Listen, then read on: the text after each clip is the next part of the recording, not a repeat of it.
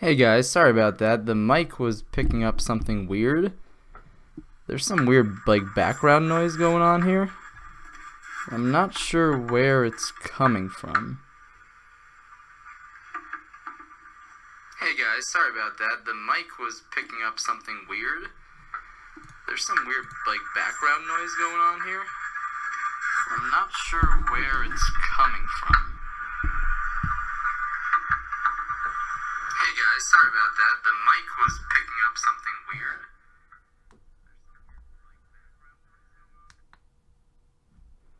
Let me guys know if the sound sounds a little better now. Might have been my phone on with sound. So if anyone's here watching, let me know if the sound sounds good. If not, I can try to fix things for you. Otherwise, we can go ahead and get started with the stream here. So here today we're playing UW Emeria mid-range. If you're not familiar with this deck, essentially it's a deck that tries to use this card called Emeria the Sky Ruin. So once you get 7 or more planes, you can start recurring your creatures from your graveyard, like your cheap creatures like Wall of Omens, Lone Missionary, to gain you some life, draw you some cards, but also cards like Sun Titan and Flicker Wisp and Cortisar that kind of just dig through your deck and, you know, either apply pressure, gain you a ton of value, etc., etc. That's the goal of what this deck is trying to do, essentially. You also just kind of can play a nice blue-white control plan as well. You have access to 4 Spreading Seas as well as 4 Field of Ruins. You have access to a Ghost Quarter paired with Crucible of Worlds, gives you a land destruction plan. You've got Teferi, Hero of Dominaria. It's a great win con, great draw engine, great removal spell, as well as a Jace the Mind Sculptor. And you have a bunch of sweepers. So essentially you have a really good creature deck matchup, but you're not doing super hot against decks like combo decks. Sometimes graveyard-based decks gives us some trouble as well. But sometimes the creature-based graveyard decks can be pretty good for us to deal with. So, with that said, we have a sideboard here as well. We have 3 Stony Silence just because artifact-based decks can be kind of tough for us. So Affinity not so much, but decks like Tron and KCI really give us a tough time. That's why we also have 3 Damping Sphere here. Our whole sideboard is based around beating combo decks and decks that are hard to interact with because our fair deck is just so good. Our main deck is just so good against the fair decks of the format. So that's really what we're trying to do here. Play a fair game 1, and then have all these hate pieces game 2 and 3 to beat the quote-unquote unfair decks of the format. Okay, so what we're going to do here is run it into a modern competitive league. That's what we do with most of the decks here.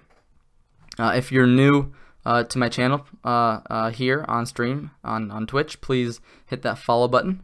I also have a YouTube channel. You can find that probably in like the description below this video. Go ahead and check that out. But I'm mostly a YouTuber, but trying to do some streaming stuff as well. So please do check that out. And for all of you over at YouTube right now, because this will be uploaded to YouTube after, for all of you interested in that, please do let me know how you like this kind of setup here. And also, if you're watching from YouTube, make sure to check out the stream as well. Really appreciate that. I'll provide a link for it probably in the description of the video. So let's go ahead and jump straight into a match here.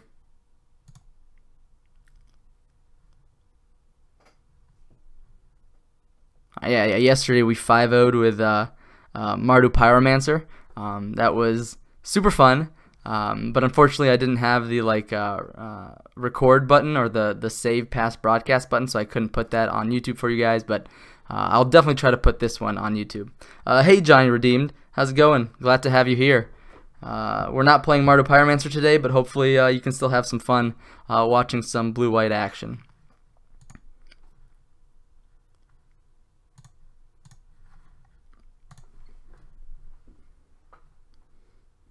Yeah, thanks, Johnny. Yeah, I'm glad to be back.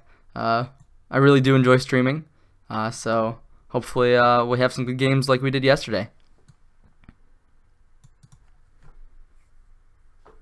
Thank you for joining me here again today.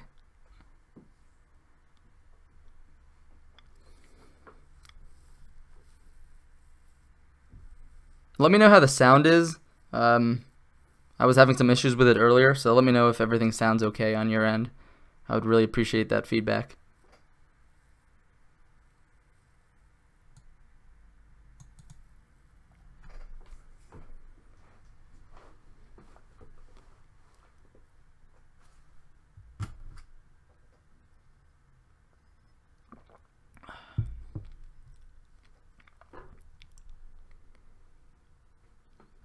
Alright, let's go ahead and jump into our first match here.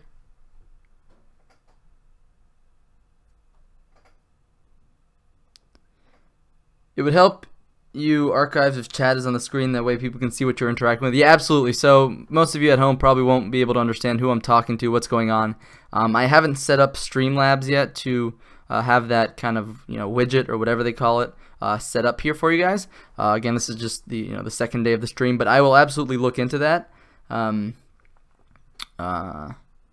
Moving forward, just so you guys at YouTube can understand who I'm interacting with, what the questions being asked are. Let's look at our opening hand here. We have two drops, so this is usually a keep for us. No blue mana, but that tends to happen sometimes in your openers. But we can find on our island with Field of Ruin and things like that. Sounds seem fine. What issues were you having? Just some I was listening to my own stream, but that's probably what was happening. I was just getting some feedback from my phone. But just to make sure that I turned my sound off from my phone, so I can't hear what's happening on here. So just wanted to make sure everything was okay. But sound seemed fine, which is great. So thank you for letting me know. Sun Titan wasn't the greatest draw, but the fact that we have already a Supreme Verdict in our hand is going to be pretty good against Affinity. We should be a little bit scared of Arcbound Ravager plus Ink Moth, but let's go ahead and start off. Just cast a Wall of Omens, looking for more lands. If we can hit a land drop, we'll be able to Field of Ruin the Ink Moth. Path to Exile might also buy us a good amount of time, but unfortunately right now what we need to do is just hit some land drops.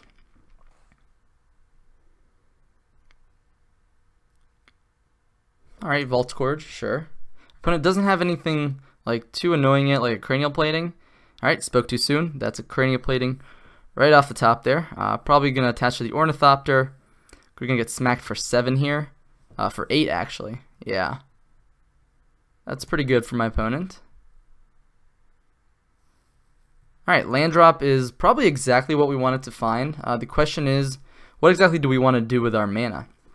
We could leave up Field of Ruin. We could play another Wall of Omens, hope to hit our 4th land. We could also keep up Path to Exile as well. We could play Lone Missionary just to gain some life, but I don't think that's going to be the good play. I think that's what we want to do. Ooh, Path my Wall. That's actually an option. That's a good call, Johnny. I might actually do that. The question is, if our opponent just untaps after we sweep the board, they'll have access to Blink Moth plus Cranial Plating. So that'd be 1 artifact, 2 artifact, 3 artifact, then we're dead after that. So the issue with that is surviving post sweeper, and this Path to Exile might be really important to actually surviving after we do that. We could play Lone Missionary and path the Lone Missionary, and that would not leave us dead. I actually don't mind that play. Although, yeah, Cranial Plating plus Arcbound doesn't actually add that much. We could also just Detention Sphere the Cranial Plating. That doesn't leave my opponent with too fast of a clock, but I think we really want to make sure we can sweep the board next turn. So the question is, I think I actually want to play Lone Missionary here. This gives me some more life to work with. I can Path to Exile my Lone Missionary or my Wall next turn. I am leaving myself an opportunity to get blown out by Galvanic Blast here, but I'm also going to give my opponent the opportunity here to do something wrong. See, we're going to get smacked for... Ooh, that's actually a lot of damage coming through, isn't it? Maybe our best chance here is to...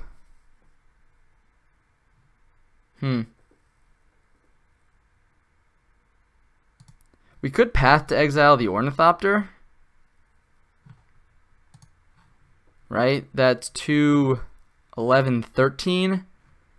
Yeah, I think we just have to path the Ornithopter here, which doesn't feel great, but it does leave us the opportunity. He can just move plating. He does not have access to double black as far as I'm aware. He just has access to 1 black. But thank you for joining us here, Scott Wire.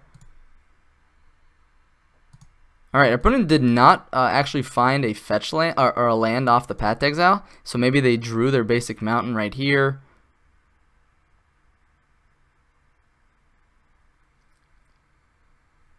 Yeah, no worries, Scott. Alright, if we can sweep the board right now, no blue mana. So maybe I was supposed to fetch Shock for a Hollowed Fountain. What we can do here is Field of Ruin, the Blink Moth, and then play Spreading Seas on the Ink Moth. And I don't think that leaves us dead.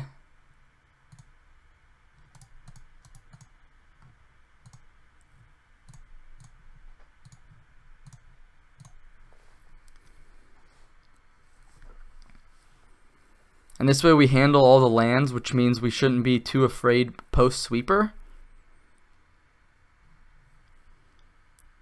My opponent, I believe, could have animated the...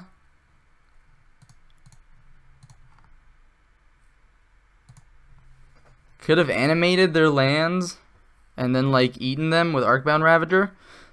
Hollowed Fountain wouldn't have gotten you to Verdict anyway. You would need a 3rd color source. Yeah, that's a good point. I was not thinking about that.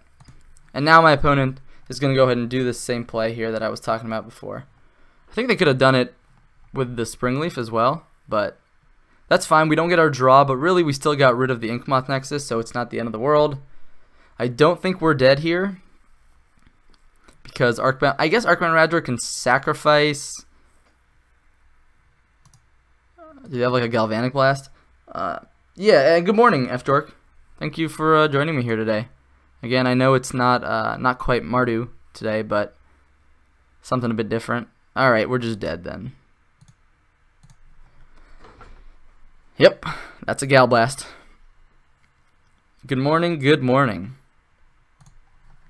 Alright, so Affinity should be pretty good post board for us. We have access to Stony Silence. We have access to Rune Halo. I actually like Rune Halo and not a lot, naming things like Etch Champion. This is probably not a Jace matchup. We can probably cut one or even both of the Teferis. It's definitely not a Crucible matchup. Let's go ahead and bring those 3 Stonies in here.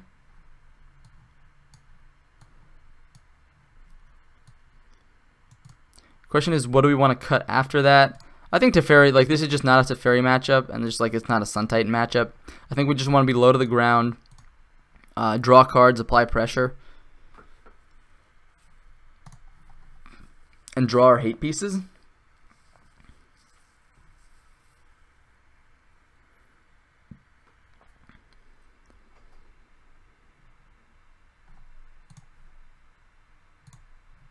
Alright, so no Stony Silence, but hand is acceptable.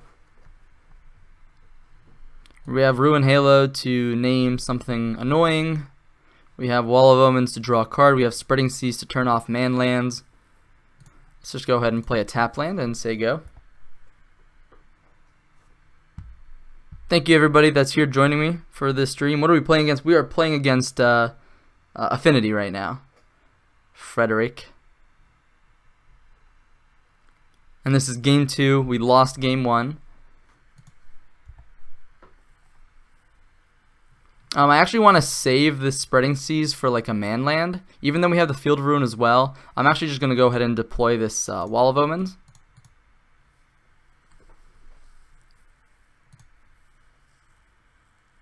Alright, hitting our 4th land is definitely not bad.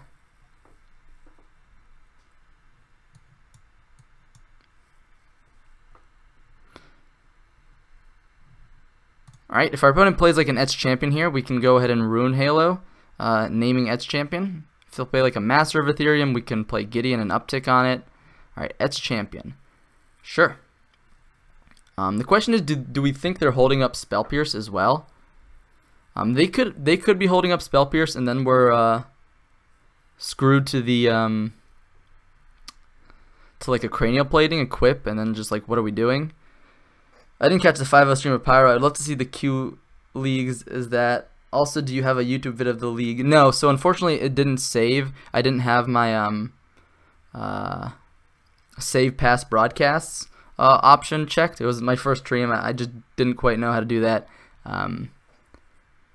Is this a pet deck, or do you think it's very competitive? It's mostly a pet deck, but I prefer it to the traditional like blue-white variants right now.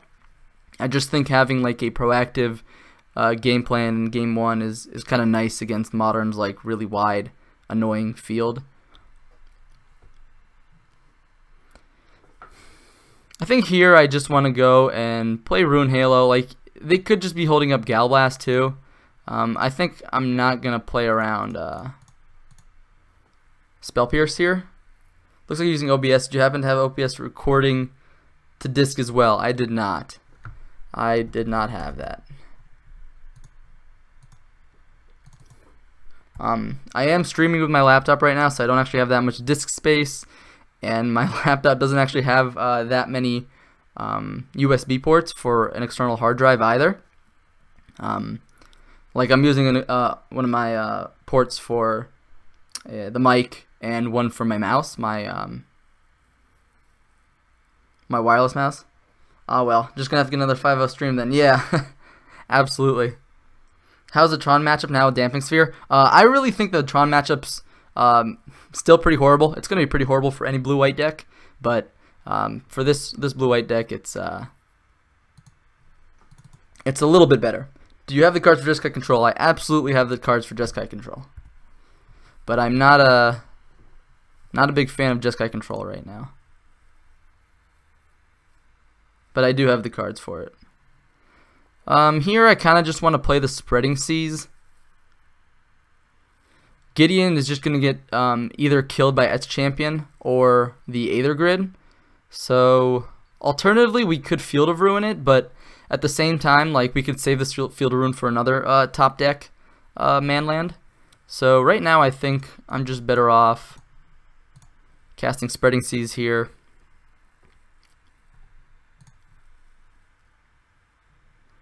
We're going to try to find an answer for that Aether Grid pretty soon. Let's just go ahead and play a tap land.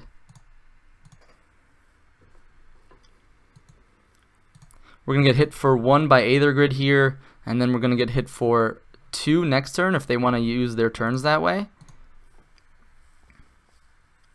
But what we're building towards is Sun Titan, hopefully, to kind of overpower our opponent and maybe push through damage. But Etch Champion is going to make that difficult, to say the least. If we sweep up the board and find a Flicker Wisp, we could actually reset this Rune Halo, naming Aether Grid, I believe. Because we have Sun Titan coming down next turn, I'm okay running some stuff out here.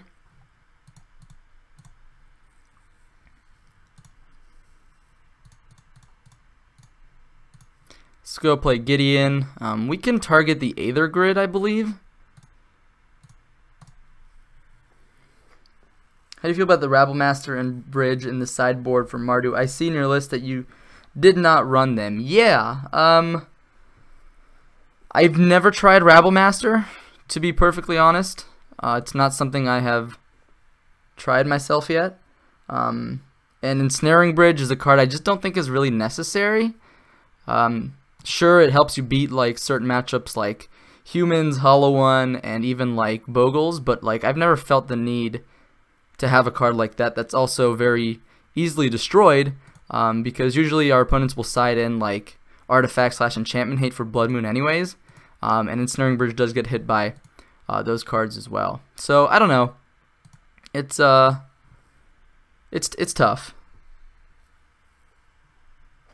Rabble Master, he has a really fast clock, but like I have Hazoret for that slot, and I think Hazoret is really amazing in both the mirror and against decks with Graveyard Hate. And Rabble Master is also great, comes down a turn earlier, but it's just way more fragile. If you run this list through your next league, I will sub to your channel. I'll take a look at the list in a moment. My opponent did not attack with Edge Champion, which is just like fine, but they could have actually cleared the Gideon there. They can still clear the Gideon right now, though. Sure. Supreme Verdict. Is that good right now? Is that even good? So let's see, they have 1, 2, 3, 4, 5, 6 artifacts. They can ping my Sun Titan for 3, and then they can like Gal Blast it as well. But they can do that even if I sweep the board or not, so I think right now I'm just going to go ahead and play Sun Titan, get back Gideon. Let's get a basic Plains.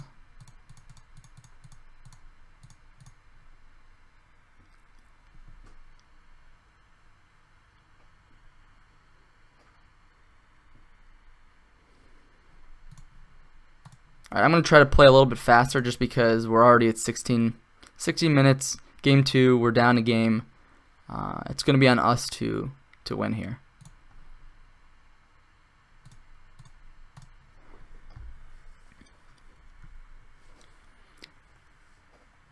Alright, so it looks like they are still going to go after Gideon, which kind of makes me feel that maybe they don't have Galvanic Blast. I can actually get in for 2 damage here, maybe.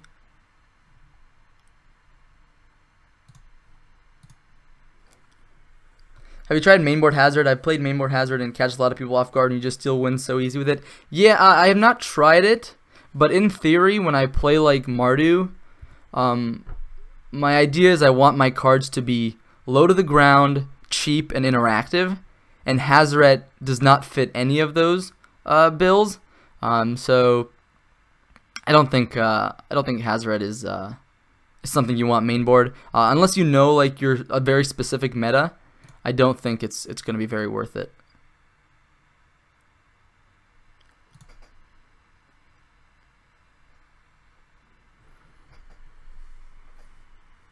Alright, so here I believe we can just go ahead and attack in with Sun Titan and Lone Missionary.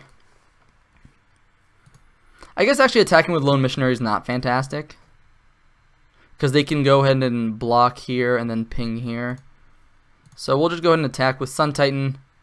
We'll rebuy. Let's see, that'll deal Sun Titan 2 damage, and then they'll have 2 pings available.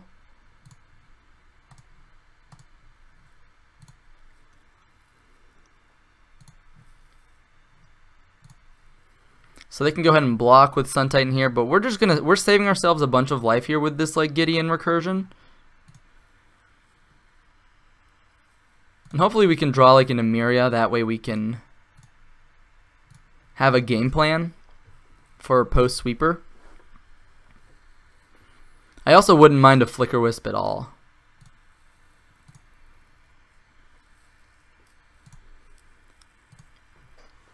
Looks like they didn't use another one of their Aether Grid activations, which I absolutely don't mind. Steel Overseer. Is that going to prompt me to sweep the board? Oh wow, they just went and unloaded. Yeah, that's probably going to get me to sweep the board, and then post sweeper I can actually just play. What I could do here is blow up the Inkmoth and actually just rebuy it as a cantrip with the Sun Titan, but I'm going to go ahead and wait on that a little bit. Flicker Wisp, huh? Okay, so I have a game plan here. I'm going to go ahead and try to execute it successfully. We can, wow, that just happened, so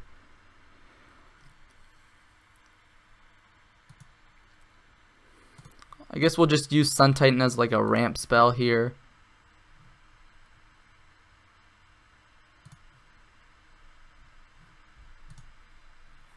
This means that we get our 7th planes if we draw our Emeria.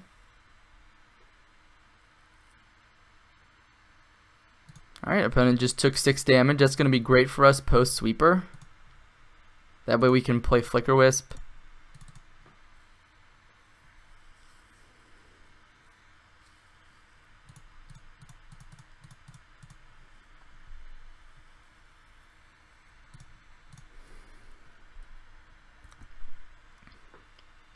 I guess Aether Grid can still hit creatures. I didn't think about that.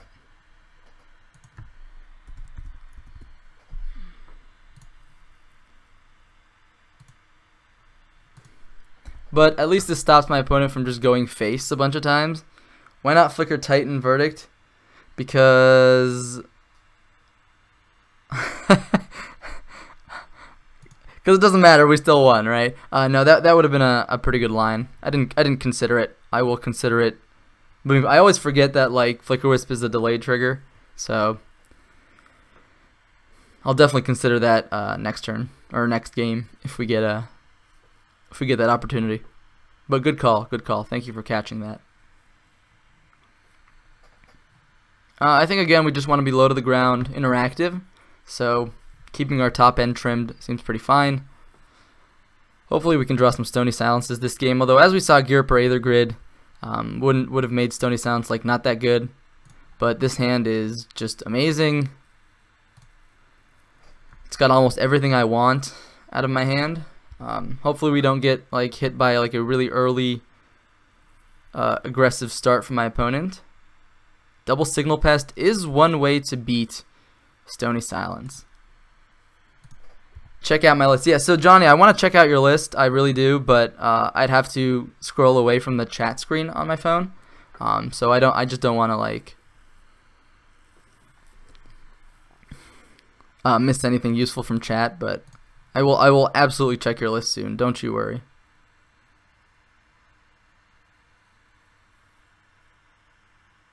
Alright, that's an Aether Grid.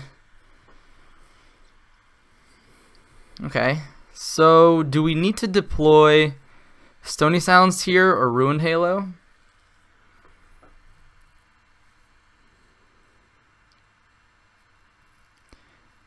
It's got to be Stony Silence, right?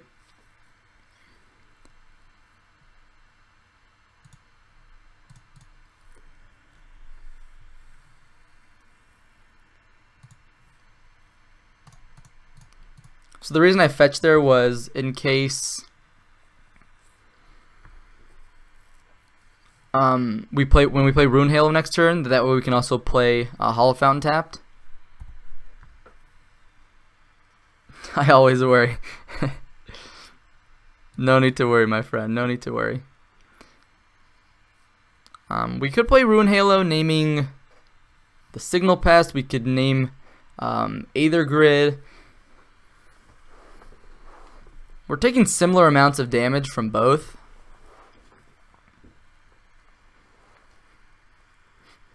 We have the Spreading Seas lined up for the Ink Moth next turn.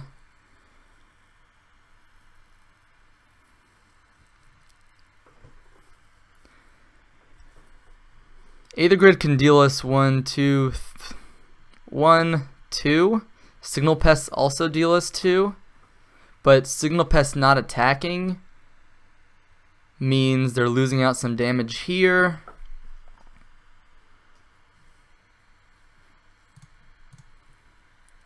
I think I'm just going to name Signal Pest. We're still taking quite a bit of damage from the Ornithopters and the Blink Moths. Although if we hit a sweeper, then hitting Aether Grid is going to be much better. But the issue is we're just going to take way too much damage here. So I like naming Signal Pest.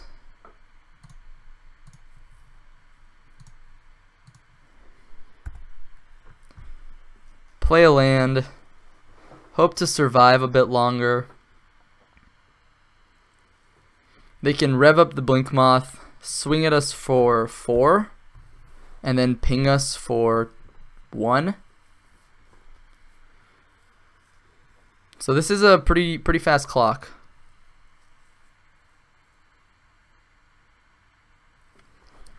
Alright, let's start with Wall of Omens. So we kind of need to find a lone missionary here. Another Stony Silence, not great.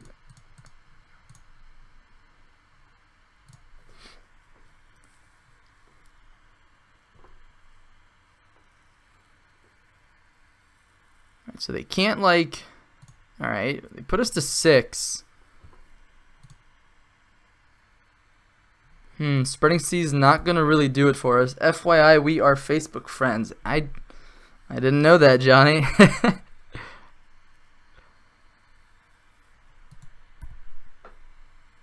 Who are you if you want to say your name in chat? Alright, we're gonna take 2 here, go to 4. They can ping us to 3. The next turn attack for 2, we're dead. So we need to find an answer for this Ornithopter or this Aether Grid.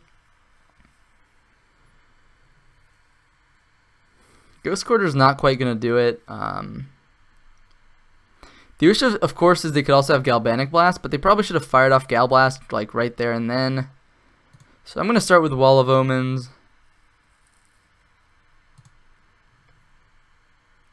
Alright, now we have to play the land. Hope to find a Path to Exile here. Otherwise, we're just straight dead.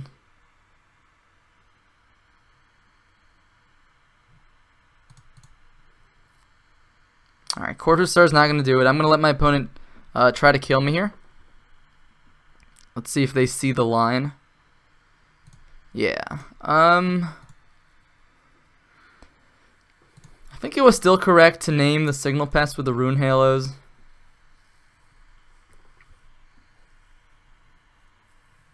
Another Ornithopter. That just kills us naturally with Aether Grid. Yeah, so Aether Grid getting us pretty good here.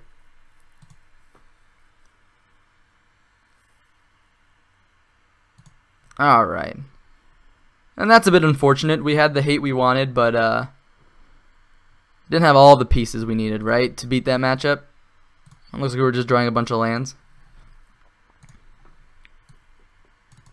Affinity, normally a pretty good matchup for us, but you don't always get them, especially when they steal game 1, which they do quite often. And it looks like we have 10 viewers here, so I do appreciate every single one of you that's taking time out of your day to watch my stream. This is my second stream ever on Twitch. I do appreciate that. I also have a YouTube channel.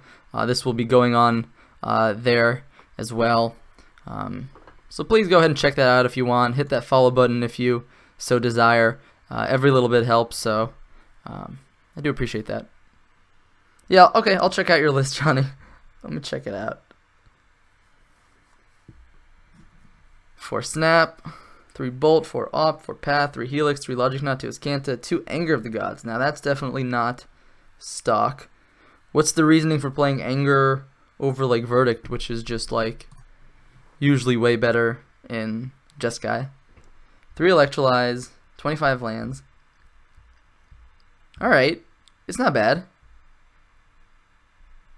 Check my Facebook message. Yeah, I will check my Facebook messages like when I'm not streaming. But yeah, just saw your post on the UI site. So hyped that you're streaming. Awesome that I came out to find you jamming some UW Emeria. Yeah, thanks so much for joining Free Bowl Pack. I really appreciate you spending time here. Hope you enjoy the stream. Something tells me we're up against like Storm here. Storm is a horrendous matchup. The Exile can be relevant, I guess. It just like I feel like there's so many decks right now where you just need that hard sweeper. Like even against Hollow One, I think I'd prefer to have like Supreme Verdict over Anger of the Gods. Oh, looks like this might be like a blue-white mirror. Generally in the blue-white mirrors, we don't want to expose Emeria out too soon, but right now this seems fine. If this is Miracles, cutting them off of white sources can actually be super, super relevant. Yeah, with them casting Opt here, I have a feeling that this is probably going to be Miracles. Alright, drawing lands is pretty rough. I watch a bunch of YouTube videos, so I'm sure your Twitch streams will be great. Thanks, Freeball. That's those are some really nice words of encouragement. I really do appreciate that. Yeah, I hope so. I really am gonna try to make the best out of streaming. So would you run my list through a league? I will sub if you do. I don't have a sub button yet, so I don't know exactly who or what you're subbing to, Johnny. But I will consider running that list through a league. I promise I will always consider. Here, we want to get Lone Missionary out just because If they like untap, play a Jace, we want to at least have some pressure for that Jace.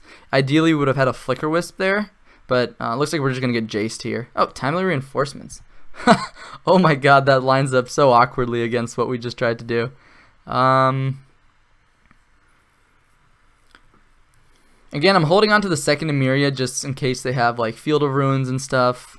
But I guess the second, well, building up towards 7 planes is probably just fine as well. Donate $10. I'll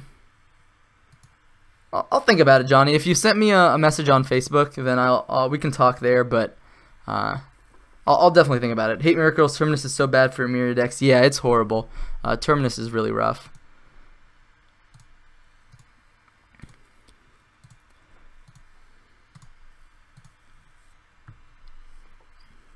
Hopefully we don't get Teferi'd here.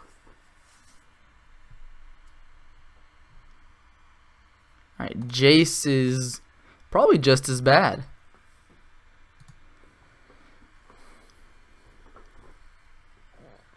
So this matchup is pretty bad pre-board. I don't think I've ever won a pre-board match against them.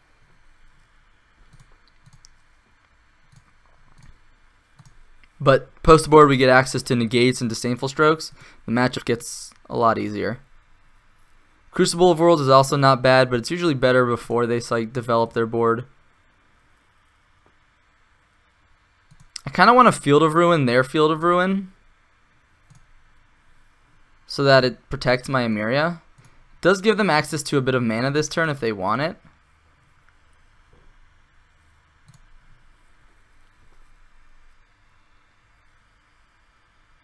It also shuffled their deck, and I don't know if I'm happy about that or not.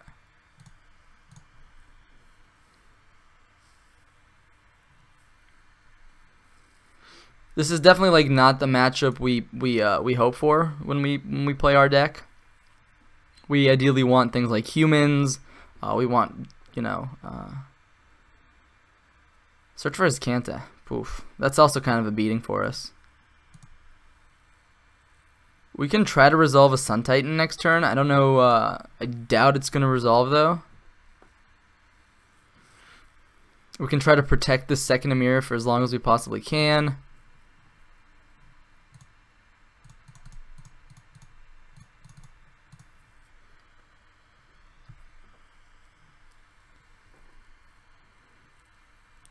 Alright, looks like that actually resolved. You were able to rebuy the Field of Ruin, which is also pretty good. I have a feeling I'm gonna get just like Path exiled though. Guess now we can attack Jace, I guess. Get a creature in the yard. That way when we attack with Sun Titan next turn, if we attack with Sun Titan next turn, that we can actually rebuy something. Field of Ruin my Emeria, I imagine, which is why we held on to the second Emeria. Sure.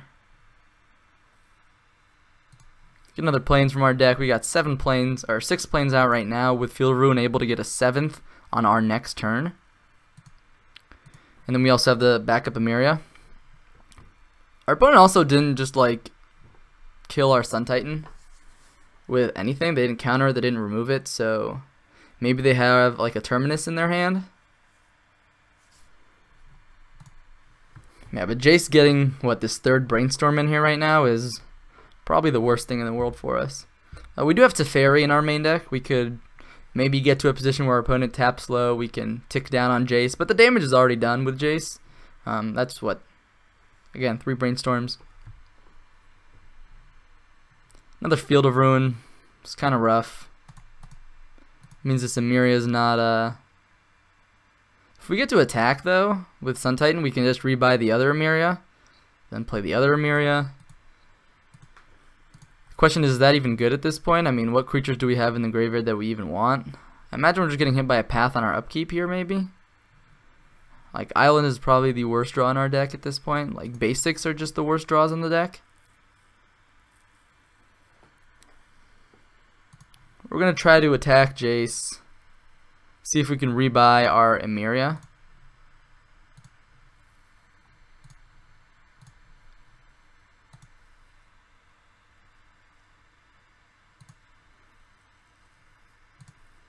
Because if we can fight through all their Field of Ruins, then maybe we can win the long game. They don't actually have a win condition going yet. We can save the Field of Ruin for... I kind of like playing out the second Emeria, though. Is that even good, though? Maybe we just want to play a Plains. We want to play a fetch land now. Let's just play the second Emeria.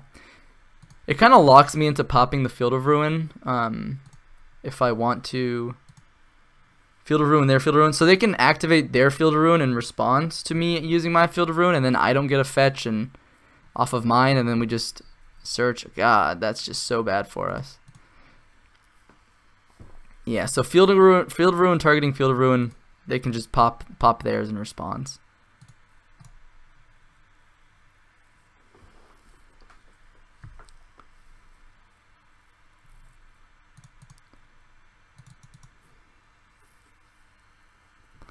We probably have to save this Field of Ruin for Search for Azcanta. I also kind of want to use it on that. If this is Teferi, yeah, I don't think we can probably win the game from here. I mean, we're sitting on 7 lands. I guess I can Field of Ruin their Field of Ruin now. Does mean they get to untap with Search for Azcanta, though. We get our last planes from our deck. Rebuy our Lone Missionary, such value.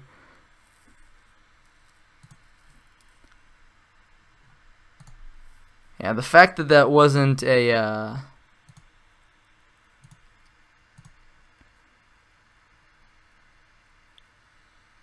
Alright, we're going to scoop it up here. Clock is actually pretty important for us in this matchup. So let's go ahead and use that wisely. In this matchup, we have a couple things to bring in. We have strokes, negates, and Remorseful Cleric is just like an extra clock, which is not the worst thing in the world. I like trimming a couple Path to Exiles. I like trimming Wrath of God. We can keep in one Verdict if we think they might have Geist, but we have a lot of creatures that can also pressure Geist, so... And then the question is, like, is Lone Missionary actually... Remorseful Cleric is probably just better than Lone Missionary. Now we just hope to draw the good parts of our deck.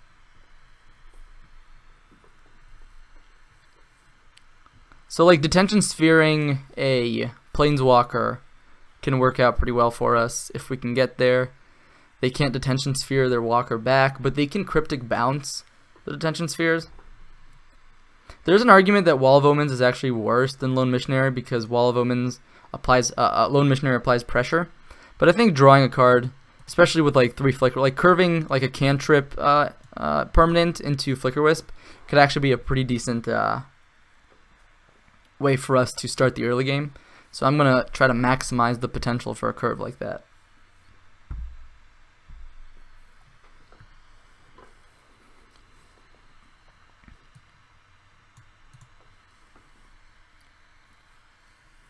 Path to Exile can sometimes be useful in this matchup to either hit Colonnade, but oftentimes I find myself using it as a like ramp spell. So like I play my Wall of Omens, get my cantrip, get my value off of it already, and then I path it, turn it into a land as well. So it's kind of like a 2-for-2 in a way, but or like a 1-for-1, not a 2-for-2. And so that way it ramps you maybe into your 4 drops or your 5 drops or your 6 drops, or helps you hold up counterspell mana plus playing a threat.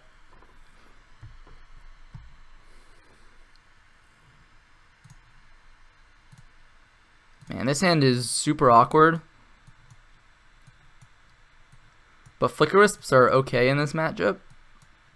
We have Field of Ruin to get a blue source. I'm going to go ahead and keep it. It's not the best hands I've seen, but we have Negate, which is probably only going to matter later in the game.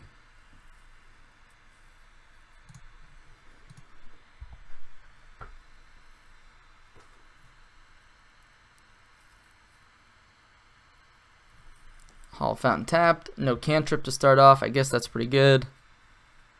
Detention Sphere could be okay if we hit some lands.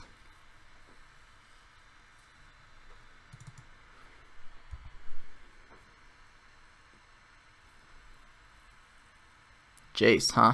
So do we want to prioritize a clock, or do we want to prioritize getting blue mana? I think we just want to prioritize a clock. This might also incentivize my opponent to path to exile my Flicker Wisp, and I actually kind of want that.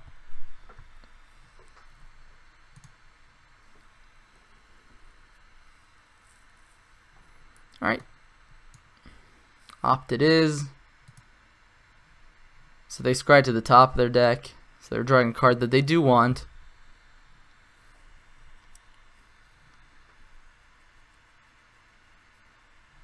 Field of Ruin. Detention Sphere. I guess that's like the worst, but also it means that they're not Detention Sphering one of my win cons. Lone Missionary. So not hitting another land drop is horrible. I think we want to probably just blow up their land here. It does mean they get to cast an Opt if they have it, but I don't want to give them the free mana after, or the shuffle after they like play a Jace. So I don't know. We definitely wish we had our 4th land here. We could also just blow up the Field of Ruin. It's probably smarter to just do that. Although Field of Ruin's going to be pretty dead for a little while because we're just sitting on basics. So I'd rather restrict them on mana a little bit.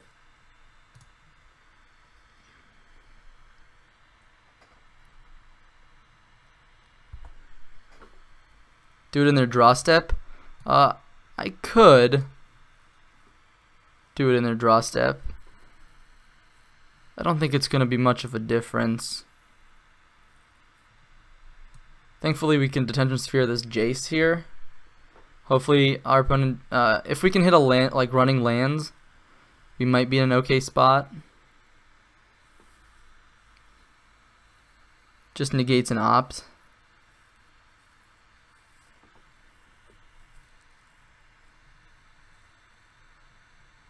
Alright, that's not a land.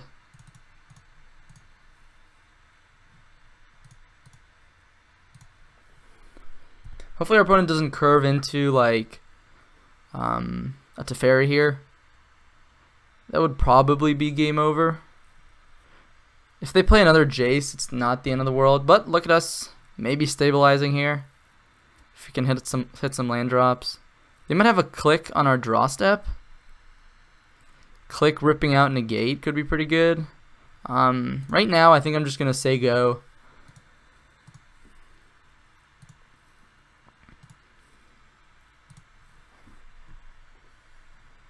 Snapcaster Mage, yeah, that's fine.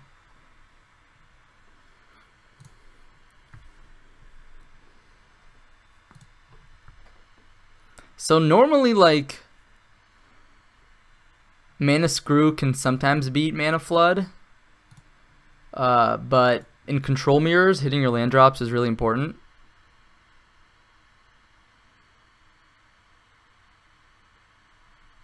Fairy, yeah, they might have Dispel as well, but we'll go ahead and just try to fight over that as best as we can.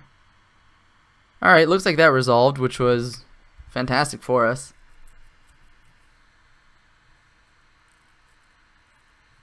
Land, one time. Alright, that is a land. I don't think I can take off negate mana yet.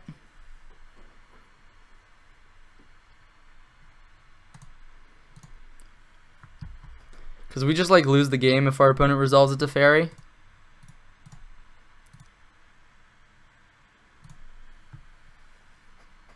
Alright. So far so good. Alright, another land.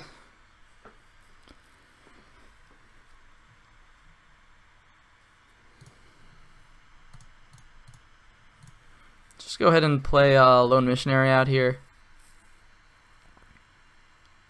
If anyone wants to fight over that, they can feel free to do so, but it's just a trade with, wow. You want to use your Cryptic Command that way? What are the modes here? Counter target spell, draw a card.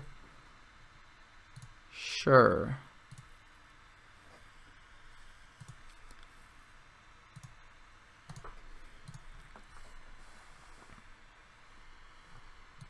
I guess if they think their win con is snap beats, then that's like a fine play.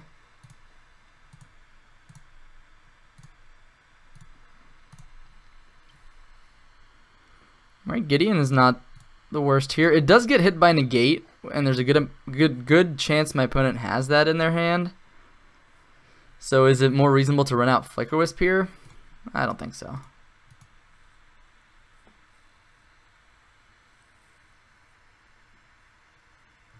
Snapcaster Mage, Cryptic Command.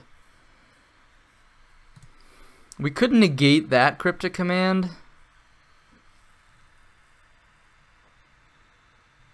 Alright, they're still not bouncing the Detention Sphere.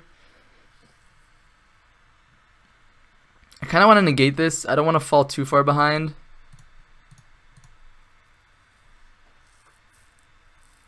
If they resolve like oh, now they have, oh, Spell Snare. Okay, maybe they didn't have that a couple turns ago. But I guess they could have had Spell Snare plus Teferi up for next turn anyway, so not much we could do about that. And there's another Field of Ruin.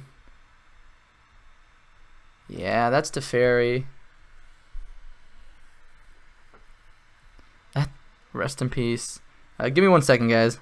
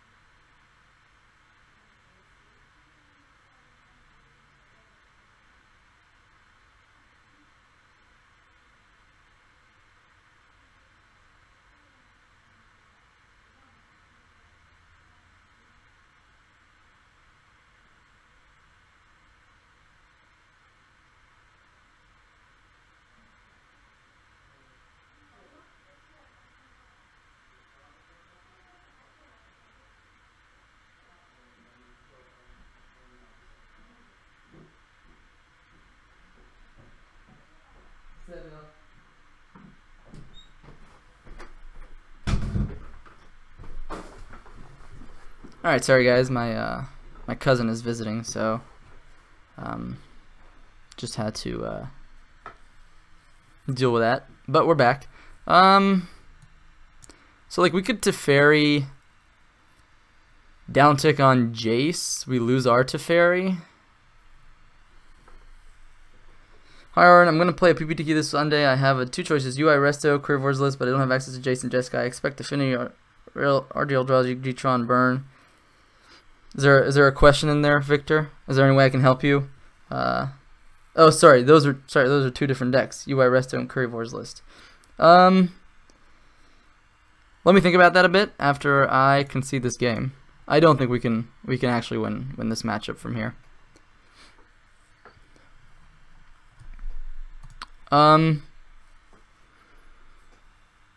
This is what always happens when I play like Blue White Emeria in a comp league. I'm like so excited to beat certain matchups, and then I get like, not only do I lose to the matchups I expect to face, or to the matchups I want to face, but then I also just lose to the matchups I don't want to face. So like Blue White Emeria is like a good deck, but I don't know if it's something we can consistently take into like comp leagues and do well with. But we'll go ahead and keep playing on until we're dead for biases. Yeah, tough matchup, absolutely. I don't remember Curryvore's list 100% off the top of my head. I like Blue White Resto because it's pretty proactive. Don't have access to Jace and Jeskai.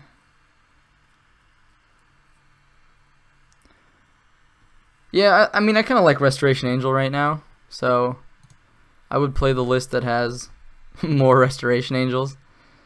Fairy Conclave, this could be a couple different decks. This could be fairies, it could be Jeskai Ascendancy, it could be Blue-Red Delver. Mutavault makes me believe that it's probably the Blue-Red Delver list. We'll just start chaining some Spreading Seas off here. Looks like my opponent's going to do the same. Yeah, I'm not sure what deck my opponent is playing exactly. Another Field of Ruin is not the worst. I don't know if I want to play my white mana out right now. So I think I'm just gonna... I guess I don't want to give my opponent too much blue mana as well, so I think there's more reasons to hit the Fairy Conclave here. If my opponent revs up Mutavault next turn, I'm actually pretty happy about that. Alright, looks like we hit a basic plains, that's not the worst. Yeah, I'd have to look at Curryvor's list again to know the exact difference. I'm pretty sure he plays Restos too, doesn't he? Oh, Merfolk. Merfolk, huh.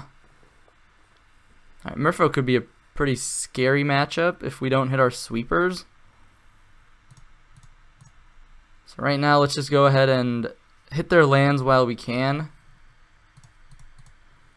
Dig towards a sweeper of some sort. I guess I probably should have played the Flooded Strand just in case they have another Spreading Seas on my Hollowed Fountain. But if that's the game we're playing here, I think we come out on top in a game like that. Jeez, they just have all the man lands here. I mean, we have all the Field of Ruins, but the thing is they're playing man lands plus threats. Master of the Pearl Trident. So we wouldn't be able to block the Silvergill Adept anyways. Get smacked for 3. Just draw all the Spreading Seas. I guess there is like reason to dig towards Supreme Verdict or Wrath of God here. Detention Sphere is also not the worst. I'm actually going to play out this Wall of Omens just because it can block the Master if they don't play another Lord. And there's the Supreme Verdict. This also maybe gets them to overextend just a little bit. And that means this Verdict's going to be pretty good.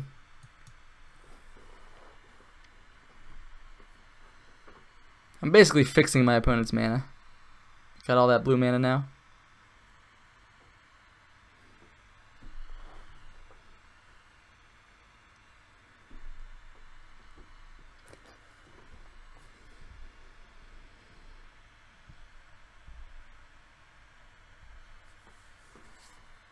Oh my god. Well, I'm glad we have these Field of Ruins to clean up the board, post board. I really want my opponent to just like overextend right now. They have to be thinking about Supreme Verdict though. It's got to be like probably on the front of their mind now. Something they have to consider. I guess we also just have Spreading Seas post sweeper too, which cantrips as well. So we don't have to fire off Field of Ruin just yet. Alright, there's the Master. There's the Fairy Conclave. They're going to smack us for 3, 7, 9 here.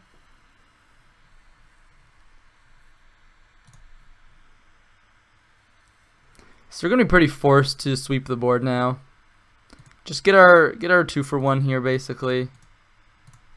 Call it a day. I could Detention Sphere. Actually, I could have Detention Sphere the Masters, but then we just get smacked again if our opponent has more Lords. So I think that's a bit of a riskier play.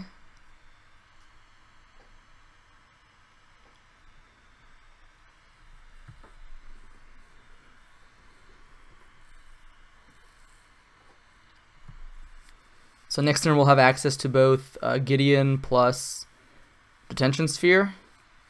Could be pretty good. Our opponent doesn't have Aether Vials. I don't know if they're on an Aether Vial build. Like having multiple Fairy Conclaves, which are tap lands, don't seem to play very well in an Aether Vial build, but it's hard for me to imagine a Merfolk deck without Aether Vial. So we'll see here. We'll see if our opponent wants to just like jam a bunch of man lands. instead of developing their board. That would give us an opportunity to Spreading Seas plus Field of Ruin. We would go to 4 from an attack here from both of the man lands. Yep, that's one.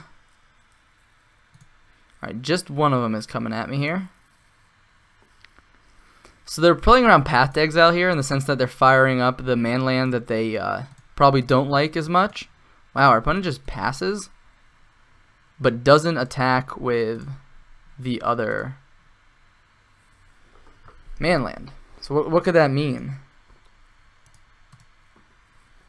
So what we could do here is just deploy Gideon and hold up Field of Ruin. I kind of like that.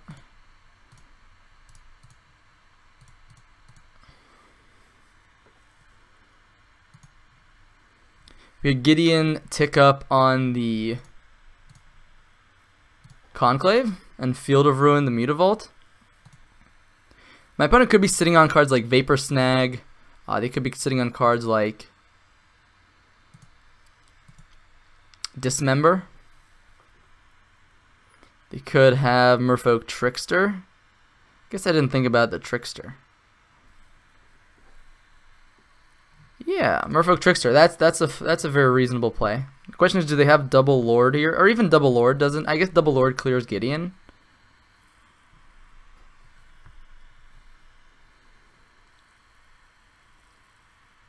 They're tapping the Mutavault here for mana.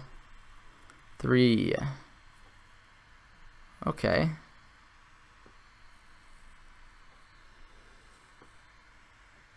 Hope you're all enjoying the stream so far.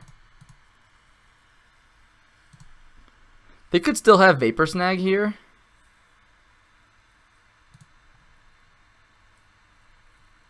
See what they want to attack first, though. They could save their own creature with Vapor Snag.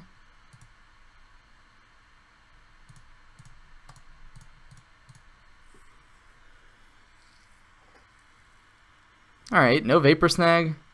That's a win in my book.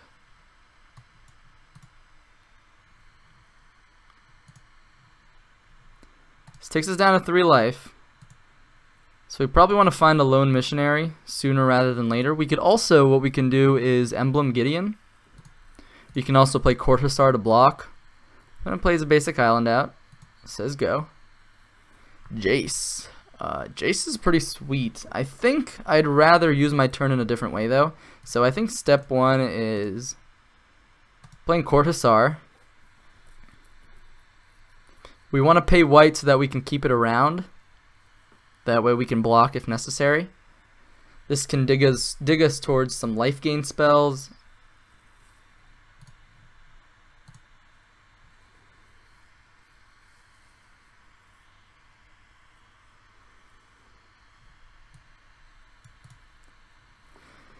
Teferi, Wrath of God.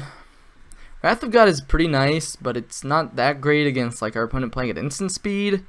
But it's probably better than Teferi in this case. We already have Jace if we want to get some card advantage. I guess Teferi also is an answer to certain cards, but I honestly think that just having some extra insurance is going to be a little bit better right now. We can go ahead and play the Field of Ruin. We can tick up on the Merfolk Trickster. We can Field of Ruin the Fairy Conclave. We can still have a blocker if necessary. We could have also emblemed Gideon here. I don't think that's necessarily wrong to emblem Gideon.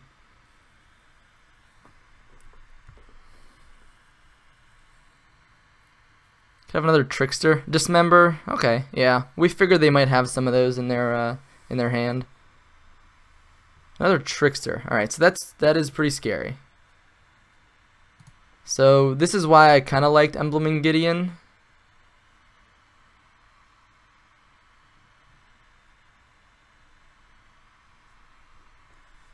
Because now we can just,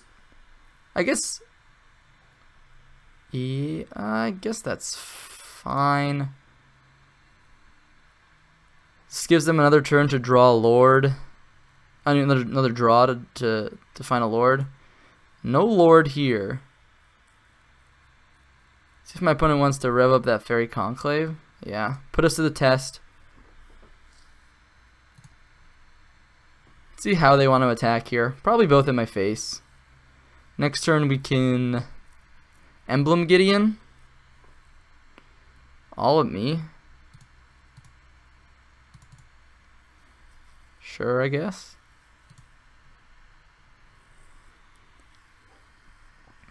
As far as I'm aware, there's no instant speed lords from Merfolk.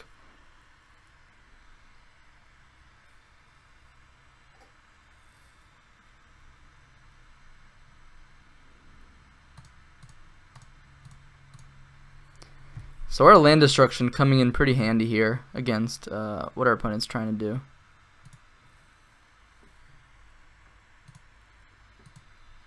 So we can Emblem Gideon, cast Attention Sphere, and then we're pretty safe against most things our opponent plays.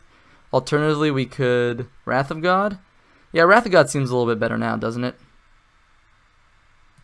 Yeah. Oh wow, we even drew the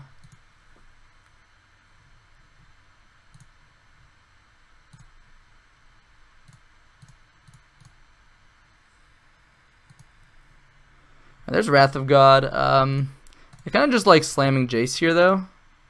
It's just the most mana efficient play. Let's start going upstairs, getting a win condition going. Yeah, let's just put a creature on the bottom of their deck. That was Lord of Atlantis on top of their deck if you couldn't see.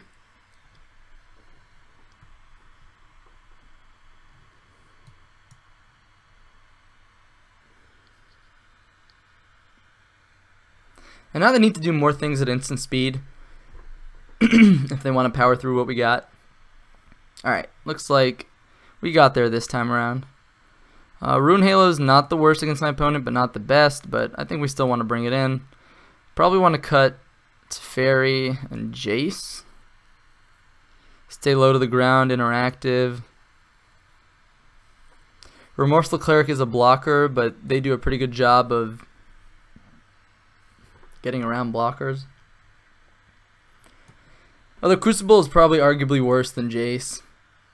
Although, I take that back. Like, Crucible can still rebuy Field of Ruins. They seem to have a pretty heavy creature base in their lands.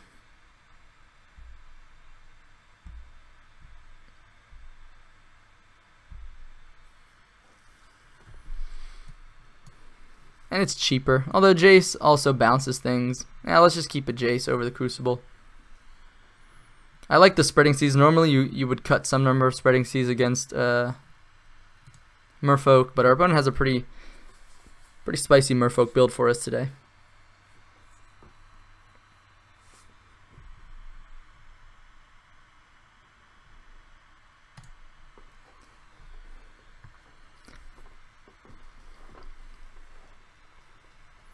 Alright, so this hand is pretty slow.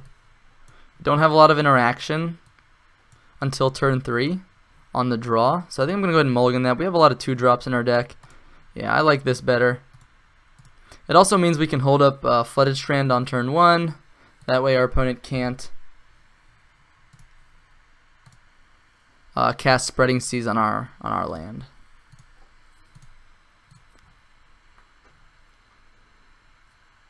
So hopefully our opponent plays a threat here plus like a man land, because I'm going to feel pretty bad if I Spreading Seas just like a basic island. Alright, sweet. So at least we know we'll have a decent target for the Spreading Seas next turn. Relic of Progenitus, sure. I guess that's pretty good against Sun Titans.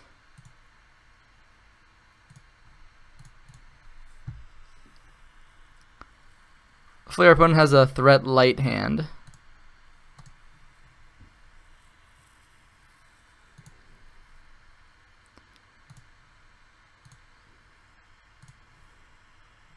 Alright, Path to Exile is a decent draw. Hopefully we don't get Spell Pierced here. Alright, sweet, because we really need the cantrip to hit lands. Stopping by from the UI Facebook group, sweet stream. Hey, thanks, Jundam Out. Appreciate you stopping by here, saying hello. We're having some fun here with Blue White Emeria. Not doing so great in the league right now. We're 0-2, up a game here against, I think, Mono Blue Merfolk, but yeah, having some fun to say the least.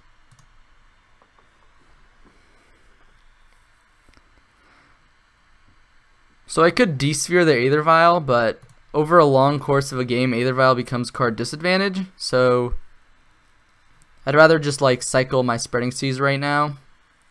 Maybe try to hit my 4th land. Save these removal spells for when we know we want to hit some creatures.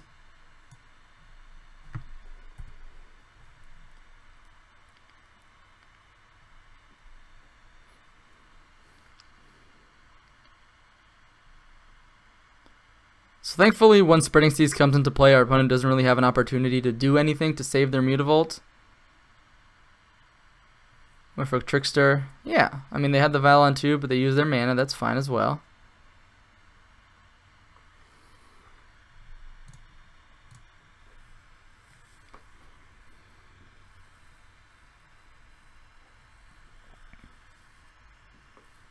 Alright, Lord of Atlantis. That seems like a pretty solid target for either Path to Exile or Detention Sphere. Path to Exile avoids getting Spell Pierced, but it does mean we get negated or dispelled. Detention Sphere also gets hit by negate, but it also gets hit by Spell Pierce as well. So it's just a matter of what we think our opponent is playing in their deck. I would put them on having like there's a good chance they have both negate and Spell Pierce. So it's a hard sell here to figure out what which counterspell they might be holding, if they're holding any at all.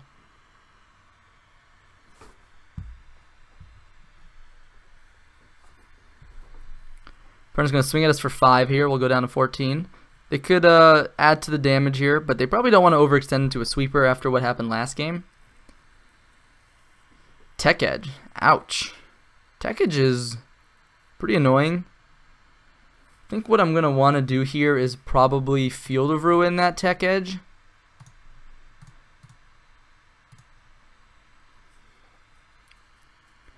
That way they can't activate it right now. We can go and play Wall of Omens. It does mean our opponent does have the opportunity to play a bunch of Lords here and get in a bunch of damage. Our opponent is going to go ahead and tap this right now, which might give us some information if we should attack with Flicker Wisp. But as it stands, I think we just want to hold Flicker Wisp back in case our opponent did keep in a couple Dismembers or something like that. But here, as usual, we're trying to find Supreme Verdict. Wrath of God would be acceptable as well, but we don't want to run into a, again, counter spells like we were talking about before, like Spell Pierce or Negate.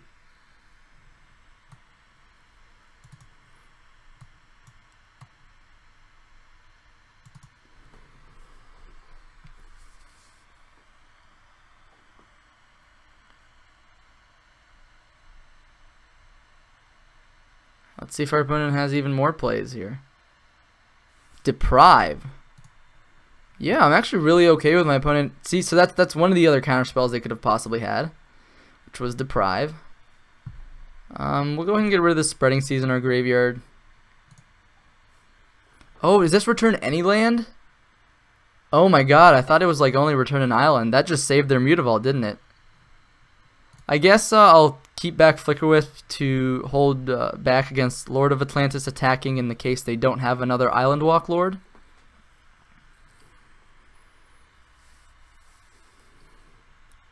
That is super sweet tech for my opponent with Deprive against Spreading Seas. And now they still have that Mutavault in their hand, which is pretty good. Get smacked for 6 here. Kind of sucks.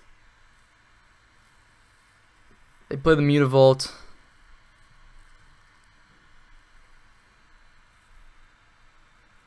Emeria is not the worst. So I think I actually want to use my non-basic in case they find another Tech Edge, which would force me to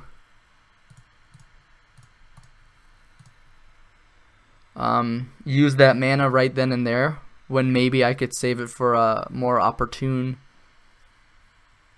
moment. They could have another Deprive here. Looks like they don't.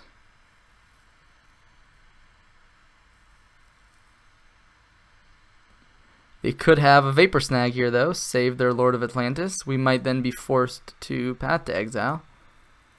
See what they're bringing in response here. Silvergill Adept. Yeah, that's fine. Maybe they're digging for like a counter spell. Or that wouldn't make much sense, would it? They probably would want to do that before this entered the battlefield, if that's what they were going for. Alright. Relic.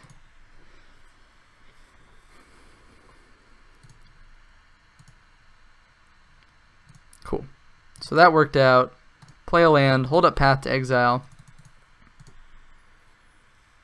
That way we can kill a lord they play during their main phase, and then hopefully block as well. But they could have a combination of cards here that just absolutely kill us. If we hit their last Lord of Atlantis here, I'm going to let them attack first. Like use their mana for Mutavault. I guess they don't have to activate Mutavault, like they can just hold up their counter magic anyways.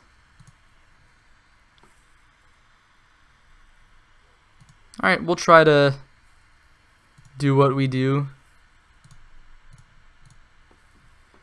Path to Exile here.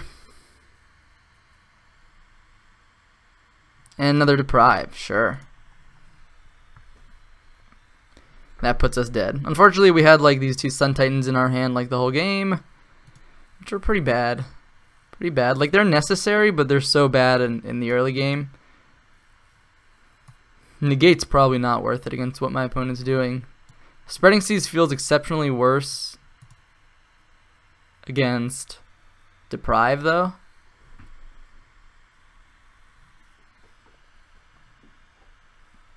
I think we just run it back. Thank you everybody for joining me here today for this stream. Hope you're having fun. I've been kind of enjoying myself with Blue White Emeria, but also kind of not.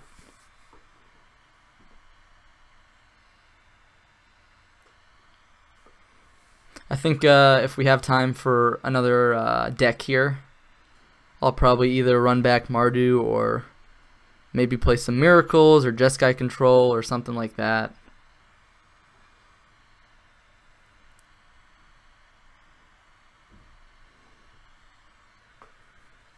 If this is your first time checking me out, please consider hitting that follow button.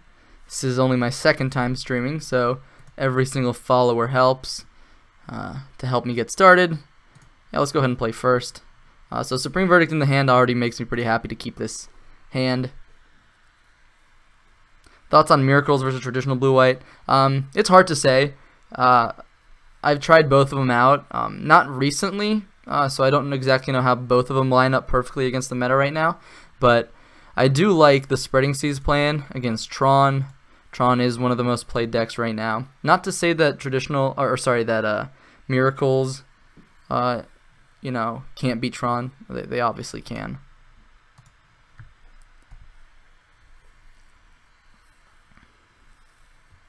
But personally, I just think like Terminus is a little clunky sometimes. That's just my my thoughts and opinions on the topic. So like casting Spreading Seas here actually fixes their mana in a way. So I think I'm just gonna run out Wall of Omens here. I don't want to like curve them into Deprive.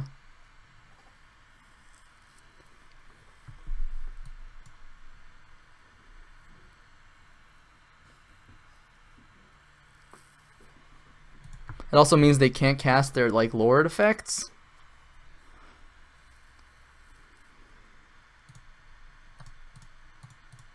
So here we'll just keep on cantripping, building towards Sun Titan. Hopefully our opponent will feel inclined to crack Relic sooner rather than later. That way we can sweep the board. Gideon was a pretty nice pickup here. Opponent not having Aether Vial is going to make this game going to be a little easier to navigate. I've been on traditional and I love it. I've been wanting to try Miracles, though it looks really fun. Yeah, Miracles is very fun. It's just, you know, it's so powerful when it works, and it's so rough when it doesn't. I see no reason to path this right now. I guess I could have left up Ghost Quarter, but this also leaves up Path to Exile.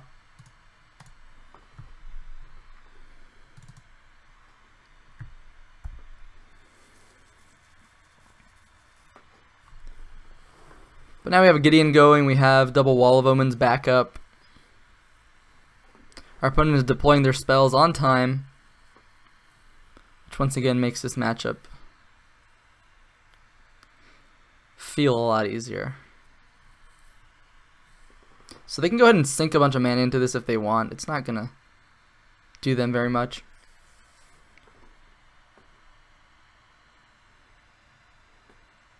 I think the combination of, like, I guess that's pretty good.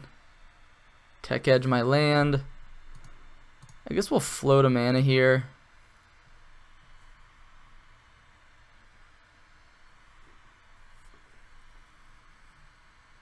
But I'm not gonna. I could path my own creature. I don't think I'm gonna do that though.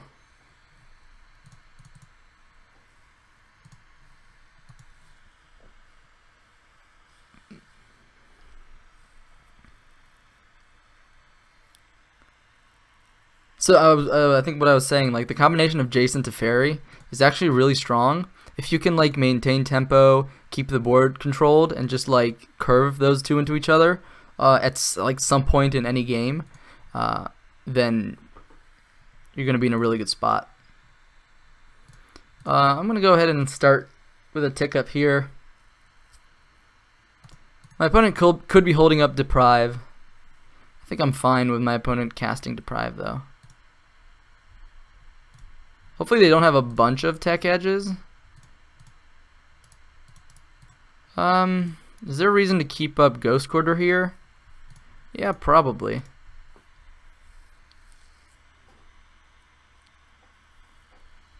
Alright. No Deprive. Alright, that's land number... Well, would have been land number 6. As it stands, we'll just go ahead and say go. Alright, Merfolk Trickster. Yep.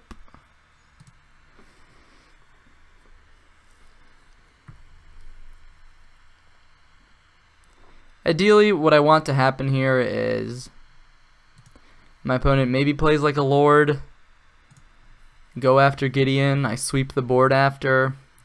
Kind of want them to crack Relic though. Just makes this Sun Titan so much stronger down the road. Alright, they play a Lord. Could just Path to Exile it. It does give my opponent their 4th mana. Don't know how relevant that is.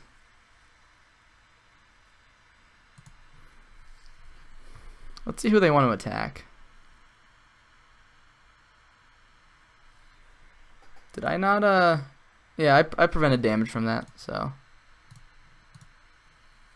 Oh, I guess, that's true. The Island Walk doesn't actually protect, or, oh no, what am I talking about? I thought, for some reason I thought like Gideon was a Ruin Halo effect. No, it just prevents damage. Either way, we can block here. Gideon takes nothing.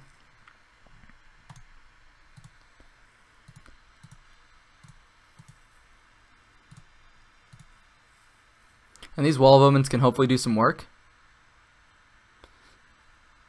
Sure, yeah. I guess if they got nothing better to do with their mana, I mean, I guess they could keep up Relic, but another Sun Titan, huh? Just go ahead and keep building towards Sun Titan. We could play Ruin Halo naming Merfolk Trickster, but I don't think we want to use that there.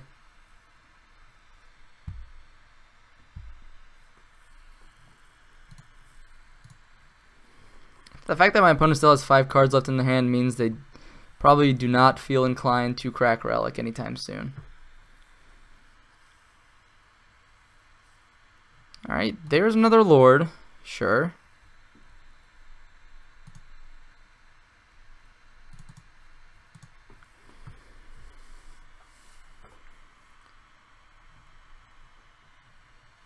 Yeah, unfortunately we don't have another Path to Exile. So Gideon's going to go down to 3.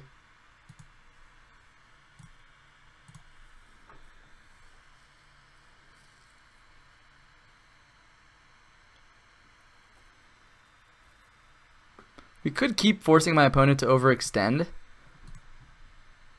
Ooh, Field of Ruin though kind of makes me just want to slam Sun Titan. Is that bad though? How bad is just slamming the Titan?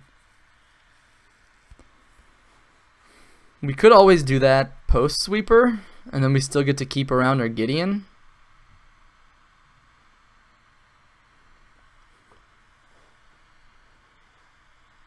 So let's say our opponent plays another Lord after we play Sun Titan. We'll kind of be forced to sweep the board, and then we just lose our Sun Titan. So I kind of want to sweep the board before I cast Sun Titan.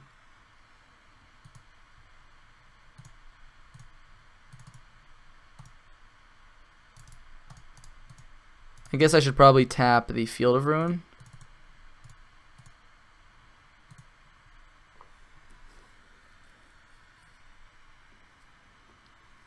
Now the question is, do we want to Emblem Gideon? So Embleming Gideon means that if they flash in another Merfolk Trickster, see, Echoing Truth, that.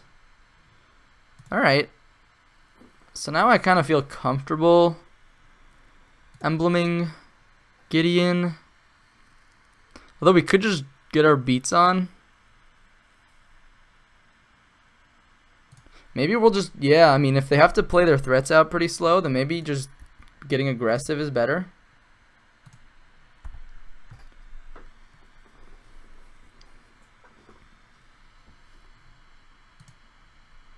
Go ahead and exile the Supreme Verdict here. We don't run any Snapcasters in our deck. Ideally, we would want our opponent to kind of tap out of Relic here.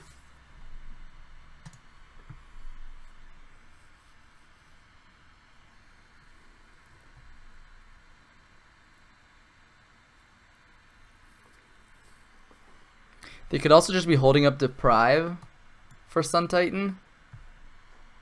So our opponent has multiple plays here, but if they slow down the speed at which they deploy their threats, that just gives us more time. So our opponent is in a bit of a rough spot here. Alright, Aether Vial. That lets them keep up at least the Relic activation. Or they just have another Relic. Yeah, if they had another Relic, they might have wanted to cycle one of the Relics already. But right now, you can go ahead and tick up here. Again, this prevents Gideon from dying if they have another Lord. I could have gotten aggressive and just beat down.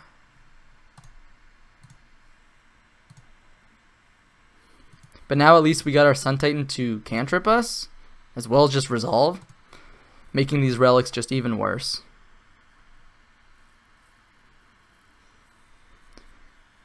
My guess, we're going to see some of these relics cycled soon. What's the hold priority button? We might want to use that. Hold priority is control.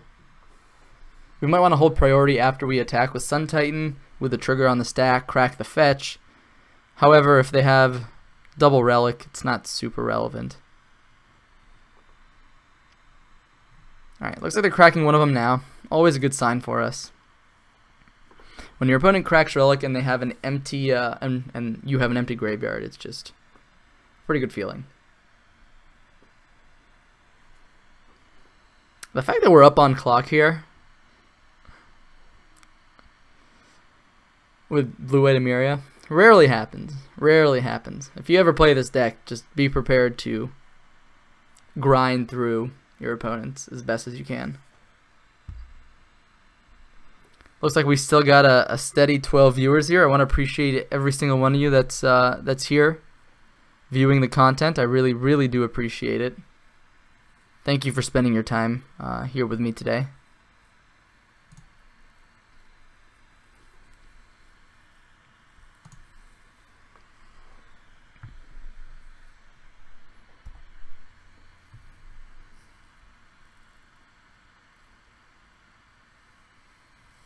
All right.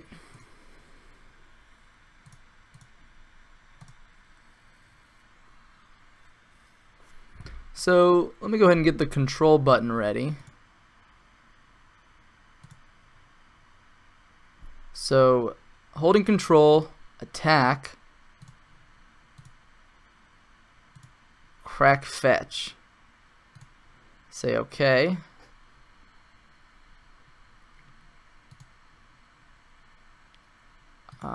Yeah. Oh, I guess that's not super good, right? Yeah. Because then they'll just get... let's go ahead and get a hollowed fountain tapped here.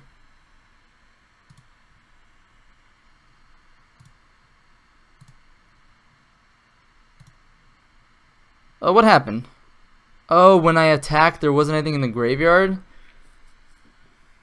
I don't know. I thought you could hold priority and it worked out that way. You guys can school me on what I missed there. Kind of just like getting another Sun Titan down, though.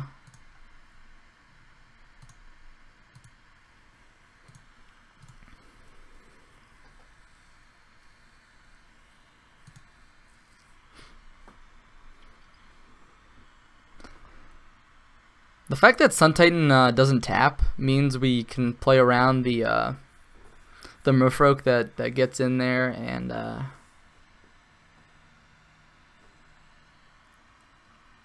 whatchamacallit. I guess I could have played that actually way better. I mean, not way better necessarily, but now this Mutavault gets in. So what I could have done was like Field of Ruin, and then my opponent like cracks Relic, then I crack the Flooded Strand, and then they activate Relic. I exile the Flooded Strand, and then I use Field of Ruin. No, but then I still don't, right, because they get a mana, I still don't necessarily get, because that's the issue, right. Never mind. Keep forgetting that Field of Ruin gives them a blue mana. I could have kept up Ghost Quarter here somehow as well. Maybe. Alright, they just play another Corahelm Knight. Lord of Atlantis, oh boy.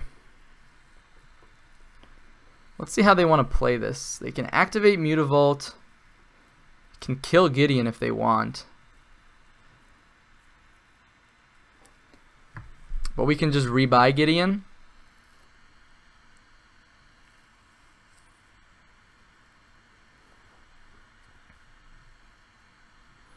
Interesting attack.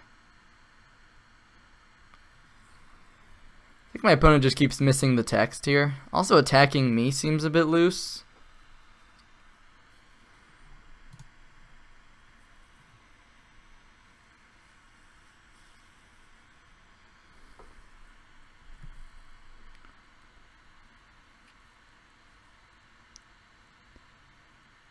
Oh my god, Echoing Truth my Sun Titans. Yeah, that'll be pretty annoying. That is pretty annoying.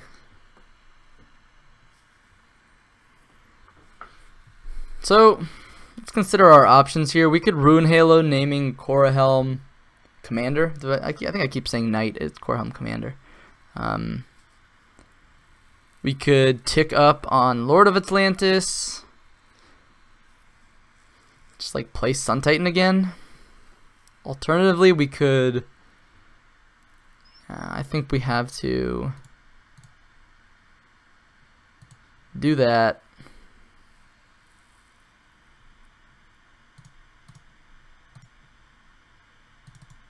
Do that. Get a Plains from our deck.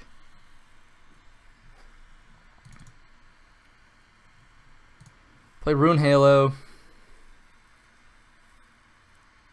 I guess I should have led off of Rune Halo. They could find like Spell Pierce here off of a cracked Relic.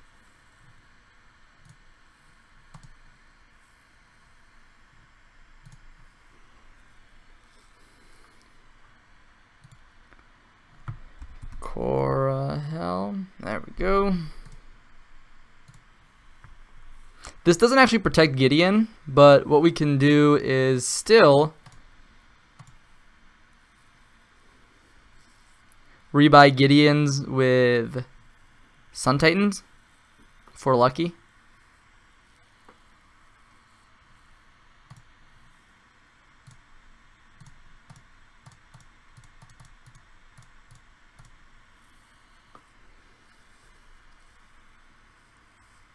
My opponent could crack Relic here, stops me from getting a land, but if my opponent is savvy, they'll realize that that land is not relevant at all. Yeah, and that they could have had a pretty good sequence next turn to just keep this Gideon gone forever. But now they can't.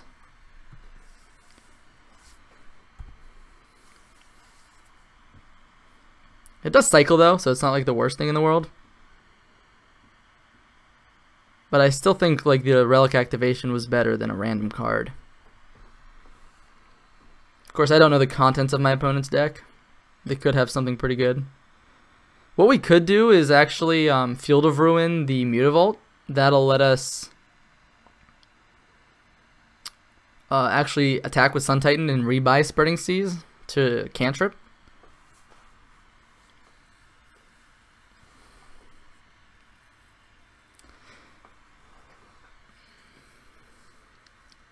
Well, as we wait here for our opponent to decide what to do with their last two cards, hope you're enjoying the stream so far. If you are, please consider hitting that follow button.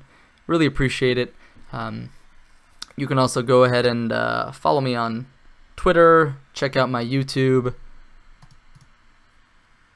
Just drew Deprive. I can't tell if I suck or if I'm getting unlucky. Anyways, GG's. I don't know, man. GG's. Yeah, I mean, I have to imagine if they're telling me they drew Deprive, I've been losing a lot. Me too. Yeah, it's always nice to yeah, I mean, like, considering like mono blue Merfolk, I mean, just Merfolk in general. I guess Merfolk is mostly mono blue anyways.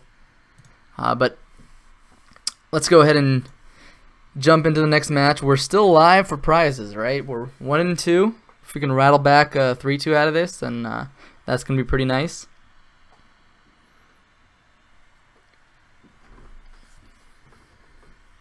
If you're just joining me here, we played against Affinity round 1, and then we played against Blue-White Miracles round 2. Blue-White Miracles is a pretty rough matchup. However, Affinity is usually a pretty good one. We just didn't quite draw the good part of our deck.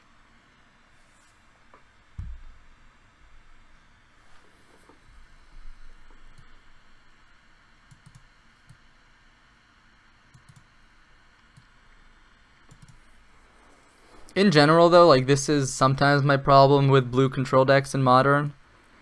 And not only that, like, I really hate the mirror in Modern right now. Like, the blue-white mirror is probably the most, like, horrendous thing to have to play. That's kind of why I like the Emeria approach. It gives you kind of this creature value package. It's probably why blue-white mid-range would probably attract me more as well. This hand on the draw, it's kind of rough, but we have Path, we have a bunch of Spreading Seas. Could be okay.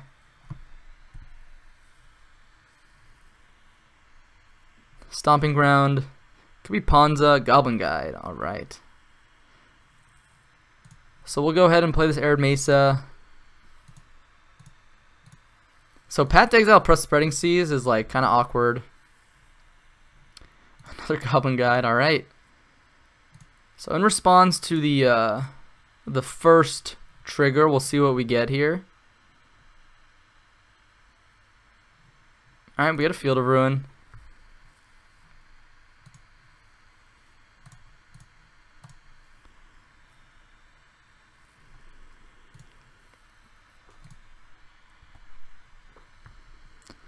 Burn is an okay matchup. We could consider slowing our opponent down a bit, but we probably just want to... Well, we could save Path to Exile for an Eidolon as well. Yeah, I kind of like just casting Spreading Seas here. We could just Gideon next turn on the...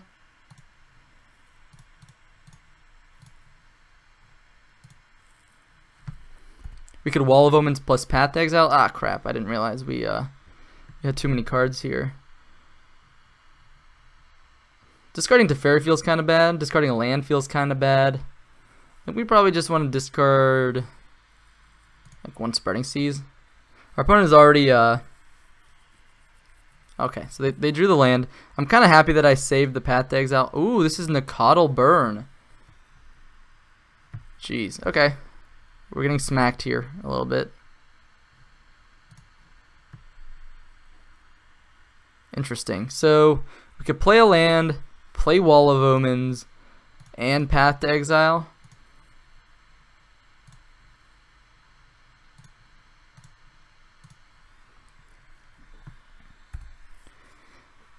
If our opponent follows up with Eidolon, we can at least Gideon it.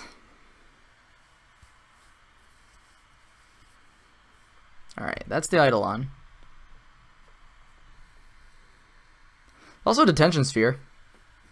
We could just Detention Sphere the Eidolon if we wanted to.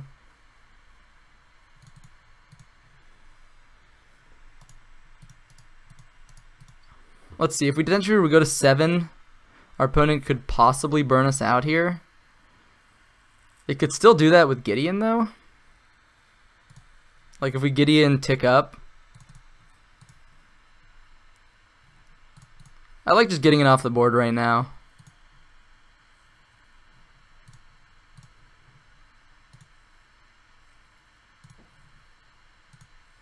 Play our Emeria. Hopefully we can draw something good. But our opponent's willingness to just bolt us there kind of makes me feel like we're dead.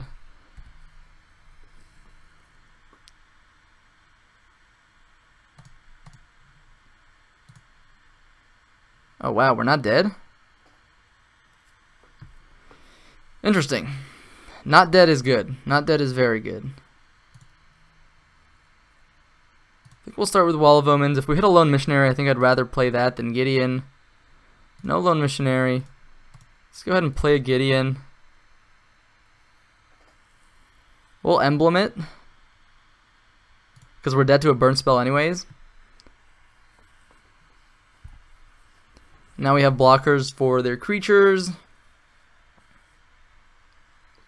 If we hit like a Sun Titan, we can rebuy Gideon if it dies. But now we can start ticking Gideon up, which means it's out of burn spell range. We can play Cortisar, digging for Lone Missionary. We can do a couple things. It really just depends what my opponent is sitting on though. I like how Gideon also protects us against another Eidolon as well. Alright, looks like they top decked the Bolt.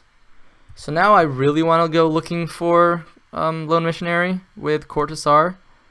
Alternatively, I could play Teferi, but that doesn't have quite as much selection. They could also be sitting on Searing Blazes, which is a reason probably not to activate Field of Ruin anytime soon.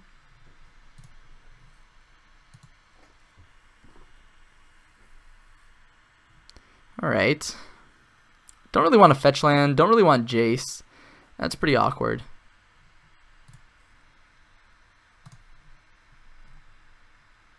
And I don't really want to put myself to 1, again, because of Searing Blaze potentially in my opponent's hand.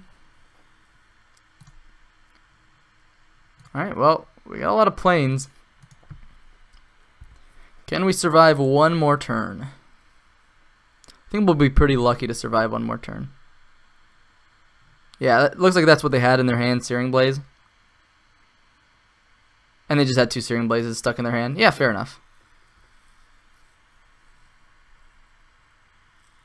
So this matchup kind of goes exactly how you saw it. If we draw Lone Missionary, we can usually get the job done. If we don't, we're usually pretty screwed. So, Nakadal version, negates might be a little bit worse, but Ruin Halos actually seem quite okay. Our sweepers seem pretty good for me as well. Probably want to cut Jace into Teferi in some amount. Probably want to cut Crucible. Probably want to cut a Sun Titan as well. Maybe like 1 Verdict. Although, again, they are the creature version. Verdicts seem pretty sweet.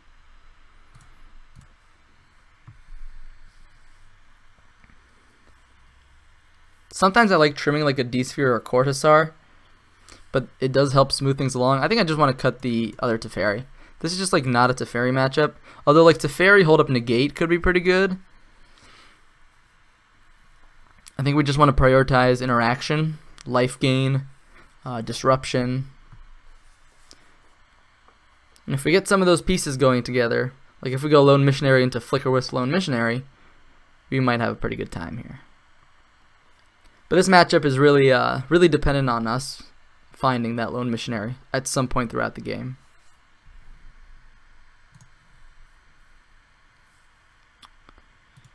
Yeah, this hand has double Path to Exile, but nothing else going for it. I'm going to mulligan it. I don't think it's quite strong enough. Here we have Gideon and Spreading Seas, so no removal spell, but this is actually better in my opinion.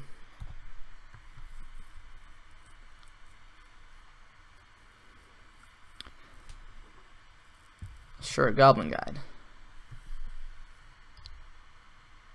Let's see, reveal Sun Titan, awkward. I'm going to go ahead and start with Spreading Seas here.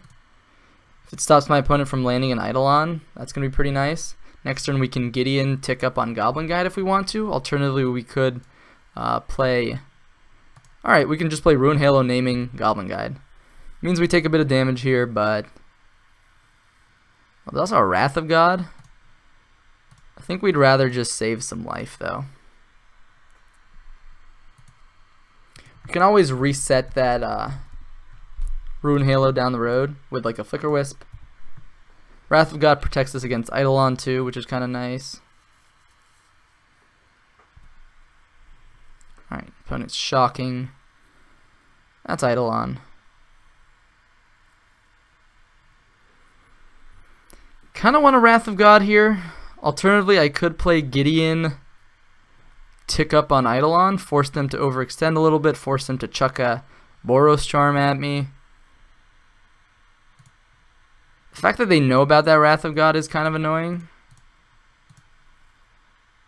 Yeah.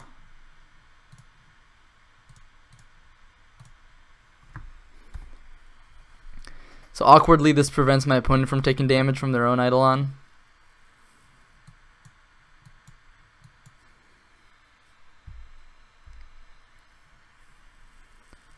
See if they want to chuck double burn spell at it. Alright, no double burn spell.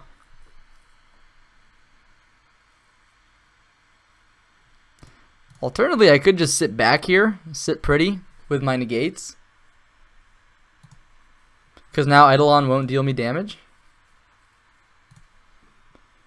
And I can just kind of negate and get Gideon up to an unreasonable amount. Let's see. I'll go and negate that.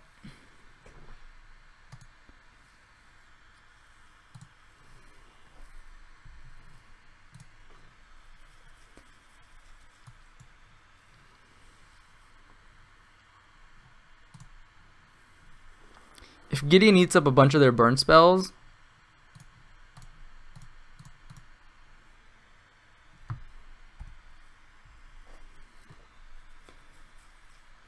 then we're going to be in an okay position moving forward with it. Oh wow, I guess that doesn't actually protect. I didn't think about that. I didn't think about the fact that Ruin Halo doesn't protect Gideon there. A Lone Missionary entered the revealed card zones? Oh, you you bet I'll be grabbing that. Another Eidolon. Alright, are they just overextending into this Wrath of God? What is my opponent doing?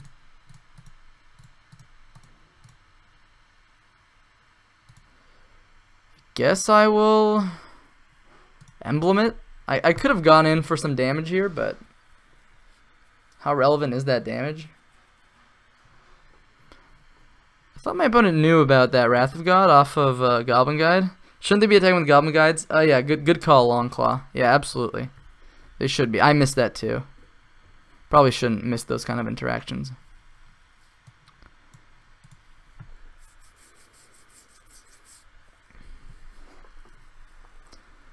I think we have it pretty good here. Run it back. Hope to draw some Lone Missionaries. Draw some negates. Sweep up 5 creatures like we just did. Oh boy. We're casting things on turn 3. That's just not soon enough. We have a lot of good things going on. We have Gideon into Verdict, but it's just way too slow. Alright, this at least has negate. This Sun Titan almost is just like a Malta 5. Alright, Wall of Omen's not the worst card to curve into Detention Sphere potentially. Although if my opponent has like an Eidolon here, we're going to be taking heaps of damage. Alright.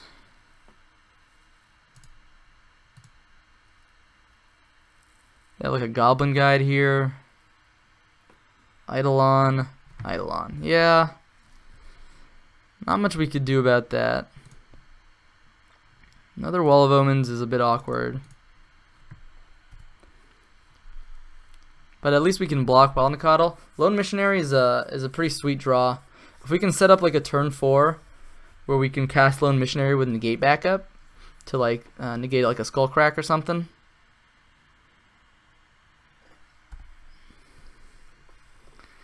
It's possible my opponent kept in some number of Searing Blazes. Alright, looks like it's just a Goblin Guide.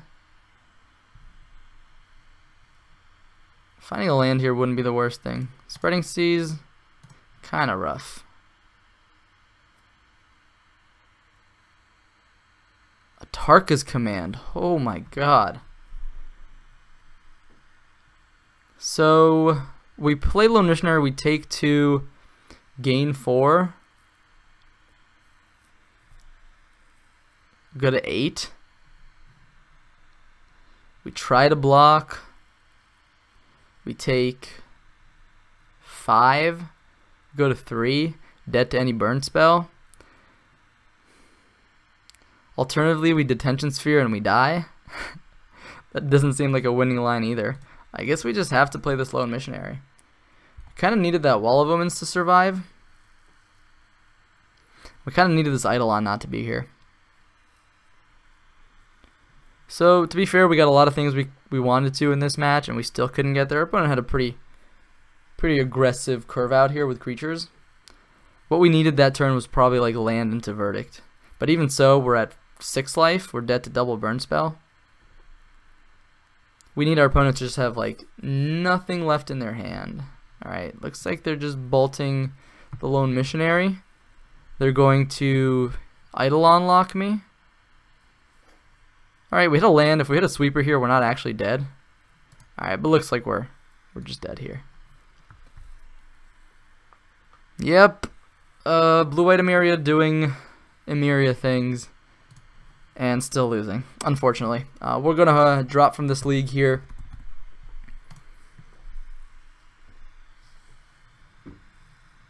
Because we went 1-3. Let's go ahead and take a look at what other decks we've got that we could play. So this was a deck we just played here, Blue-White Emeria. 1-3'd. Not great. Not great. We have Mardu Pyromancer, a good favorite of mine. We 5-0'd with it yesterday. We have Blue-White Control, Blue-White Miracles, if we want to run back a Blue-White variant. We have Jeskai Control. We have a couple of Death Shadow variants. Try my list. Johnny. I don't know. I'm not convinced those Anger of the Gods are, like, really good at all. You know what I mean? Like, what... Look, I'm not a sellout. You can't just throw $10 at me and expect me to play decks. What? Give me a reasoning for those Anger of the Gods. Like what are you thinking about in the metagame that's like, I need 2 Anger of the Gods main deck?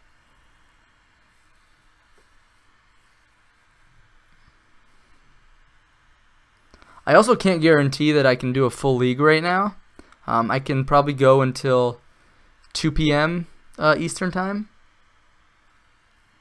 And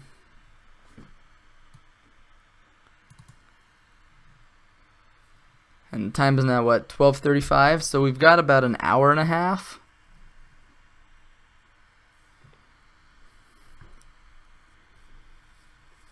I kind of want to try out some like Death Shadow,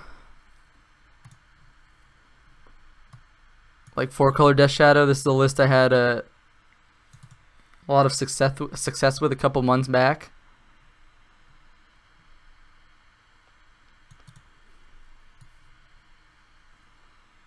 The main reason is a whole turn faster for Anger of the Gods. Yeah, but also like forcing yourself to get like double red by turn 3.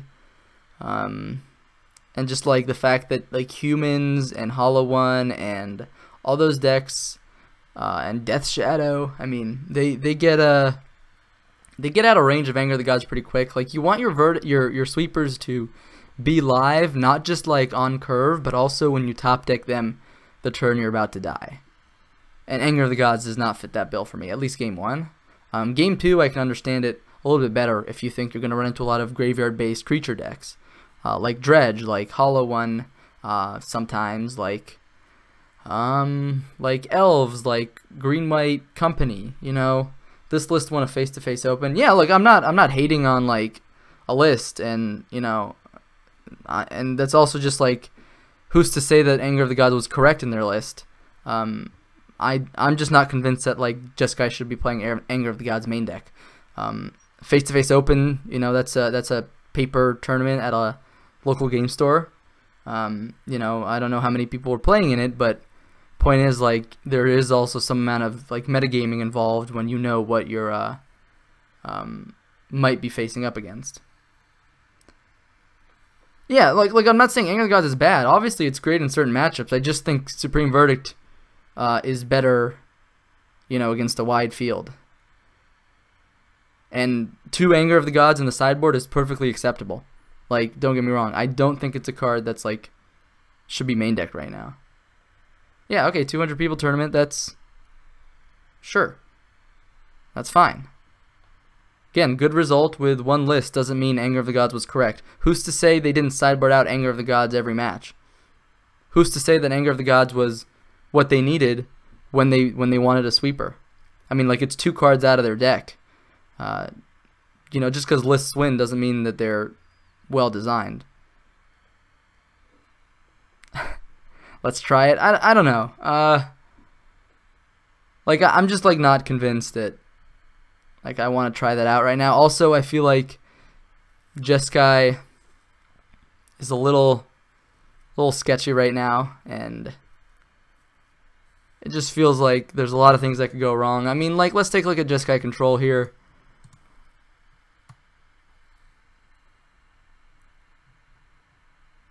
This is the list that I have for Jeskai Control. It's probably a little bit outdated. Do you think you could use more creatures in your Emeria list? Yeah, I considered that. We have, what, 17, 18 creatures? That's really not a lot.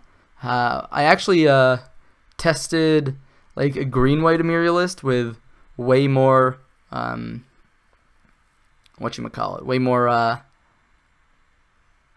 creatures. And it was pretty fun, but it was pretty dead to like combo decks, and like the fact that you didn't have any like blue sideboard cards made it really rough. But Tireless Tracker was pretty sweet. But yeah, I agree. I think the blue-white Emeria list suffers just because of the fact that you just don't have enough creatures that naturally go to the graveyard. Sometimes you're just like, you know, relying on your sweepers to put them in your graveyard. All right, here's what I'll do. Here's what I'll do. If you want me to test out the Jeskai deck, let me pull up the list. We can test out the Jeskai deck in like a 1v1 and see how it feels there. So we're playing 4 opts.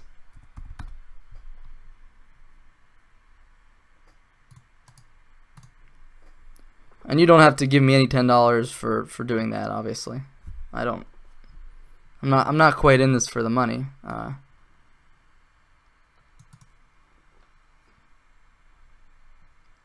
So 1 Jace, 2 Teferi, 4 Cryptics, a 3rd Electrolyze.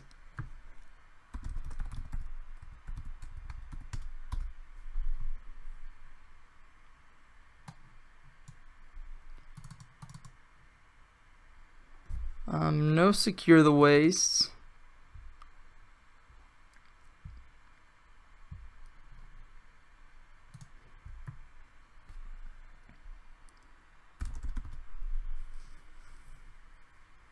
And I can't look at chat right now, guys. I apologize if you're talking to me. But I'll just make these quick edits here and then I'll check back on it. Anger of the Gods. How many Helix? What do I have? I have something too much here. Negate, right? Negate should not be here. Let's check the mana base, make sure it's on point. 3 Colonnade, 2 Field of Ruin, 4 Flooded Strand, 3 Island, 1 Mountain, 1 Plains, 1 Sacred Foundry, 4 Scalding Tarn, 2 Steam Vents, 2 Sulphur Falls. So I guess 2 Sulphur Falls makes sense when you're playing Anger of the Gods.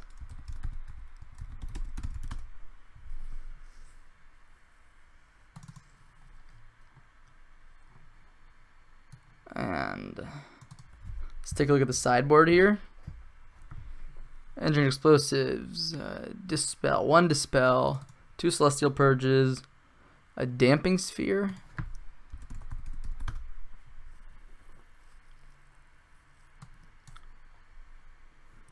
two Negates,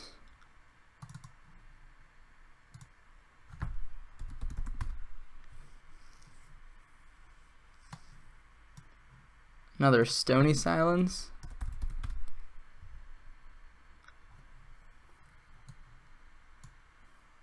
one Timely, 1 Settle. Oh, no Elspeth. What else do I have in here that shouldn't be here? No Wear and Tear. And then like a Lyra.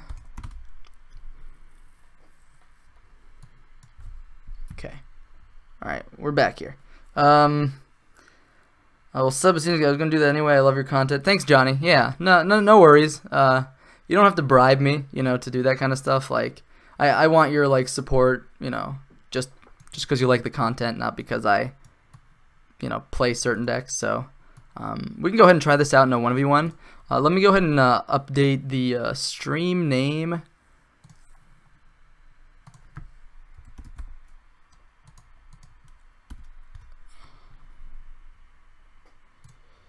I'm over here using Internet Explorer because I'm an idiot.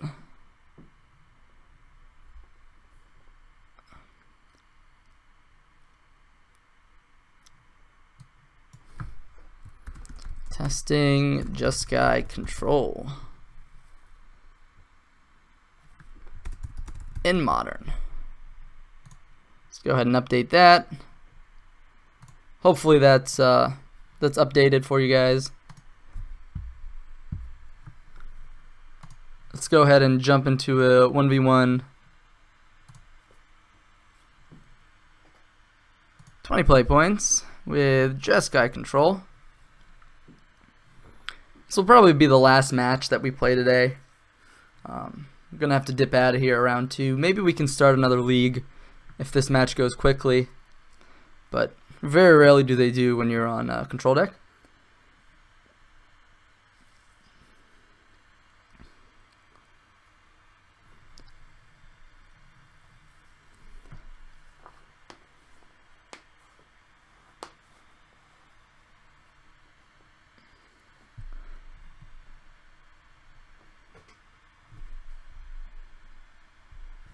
I don't know, I've been like a little bit off of Jeskai Control the past couple weeks.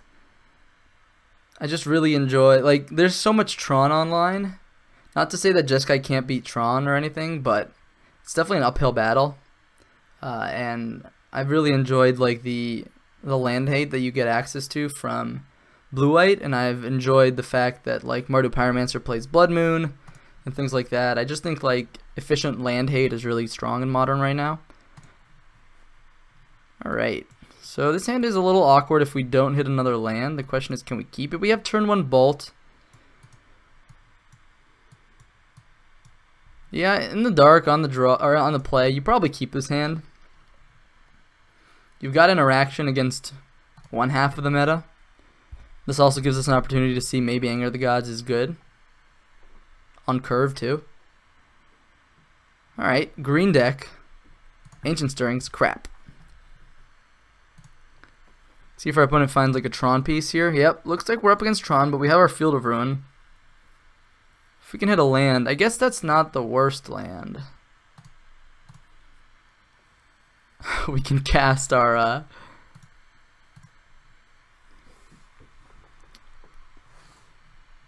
stuffs.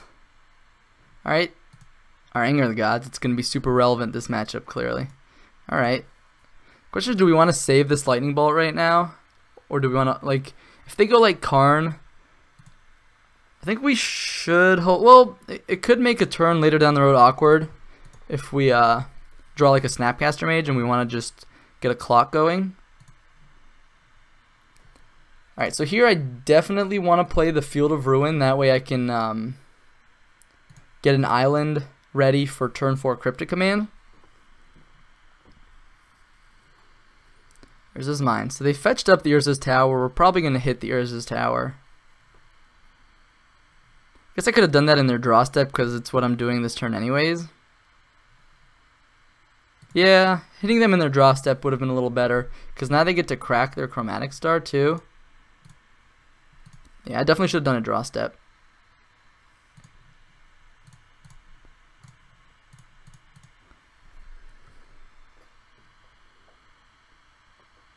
Yeah, they're gonna crack the expedition map, get an Urza's Tower, I have to imagine.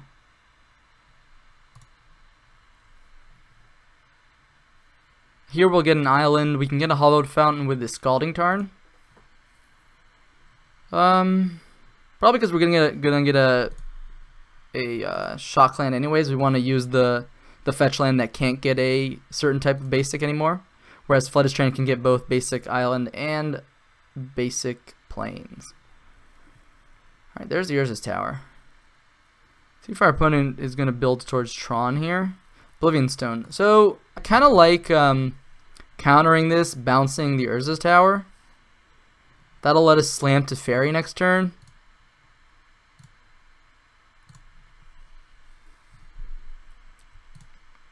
Counter target spell, return target permanence to its owner's hand.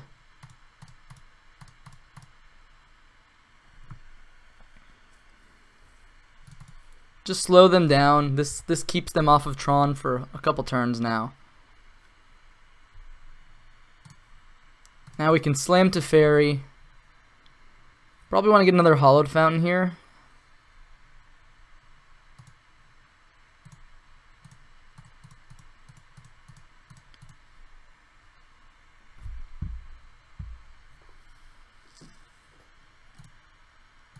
Let's go ahead and draw a card. Probably like Logic Knot's one of our better pickups here. Helix, we can chuck that at our opponent's face at end of turn at the very least, so not the worst card. We can play Colonnade next turn, maybe get a clock going that way. Wow, did they just like not want to play, alright, Oblivion Stone, sure. They didn't play a Tron land for some reason. We could actually down tick on that Oblivion Stone if we want to out-tempo our opponent a little bit.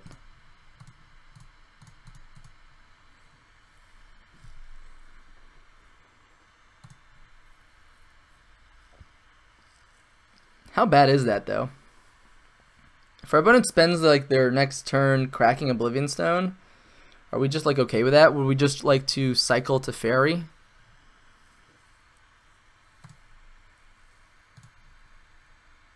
No, I kind of like down ticking on it.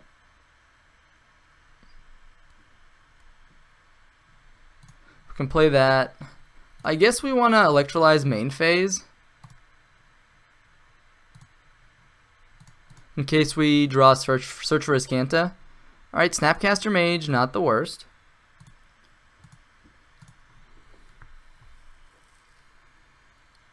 Alright, there's the Urza's Tower coming down. Probably the correct land my opponent was trying to deploy there.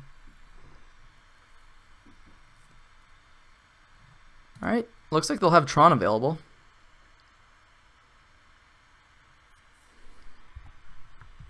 So at this point we're just trying to burn our opponent out.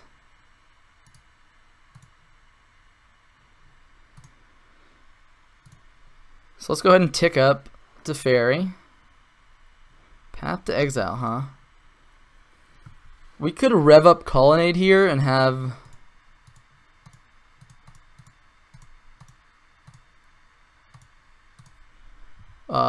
Ooh, that was kind of awkward. I could have kept up Snap Cryptic there.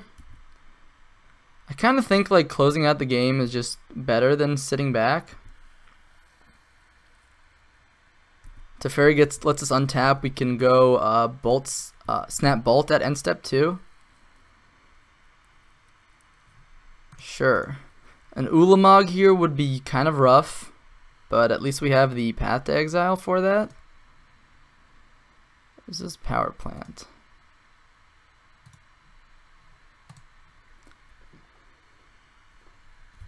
So what they could do is play like Ulamog, exile Teferi. Alright, Karn. Okay. Karn kills Teferi or Colonnade.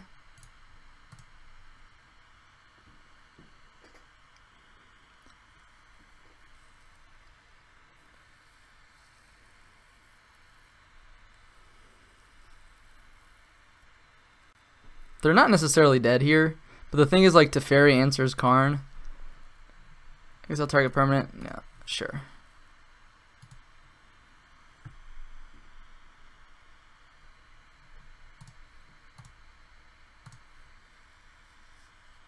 I'll go ahead and target the lightning bolt in my yard. I could clear the Karn if I really wanted to.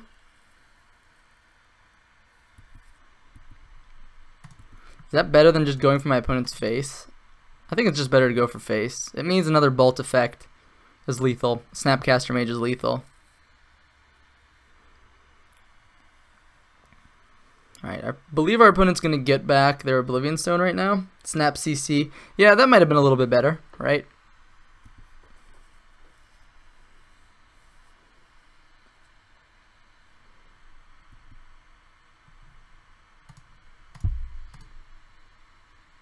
I guess this doesn't actually... So this puts my opponent to 5. Yeah, it does make another bolt a lethal draw. Snapcaster or bolt is lethal. Alright, so that's a Snapcaster. It's a land. Go ahead and attack my opponent here.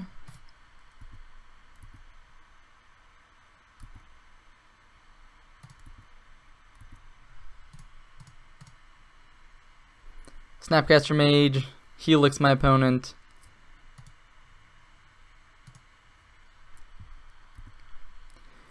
They don't have any ways to gain life, right, like instant speed right now, so I think this is pretty safe. Let's just go for it right now. Face is the place. Yeah, it is. Alright, looks like we got game 1 against Tron. That's pretty lucky.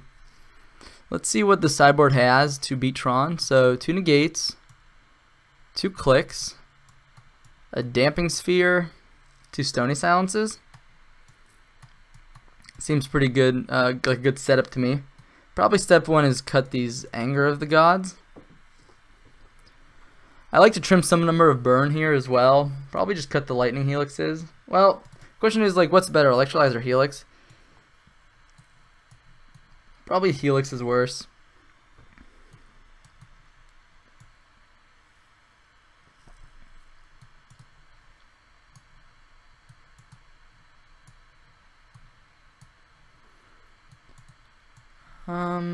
Could trim like an Electrolyze and a Bolt.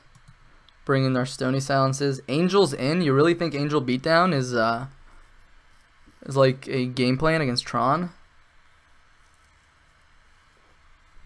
Are they better than like Jace and Teferi? Like, we're cutting our burn plan. Our burn plan post board, like, we just have better cards post board than our burn plan. Close out the game? I don't know.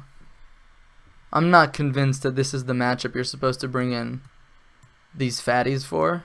I like the fact that our planeswalkers at least usually replace themselves before they get blown up by an Oblivion Stone or like a Karn or like an Ugin. I think I'm just gonna 2 Path out. The issue with Path is like Wormcoil and Worldbreaker, like an Ulamog, like you need to kill those on sight. I don't really like cutting Path to Exile. Like, we just won that game from burn, sure, but that doesn't happen like every game. Like, you need to actually be able to answer the board, especially on the draw.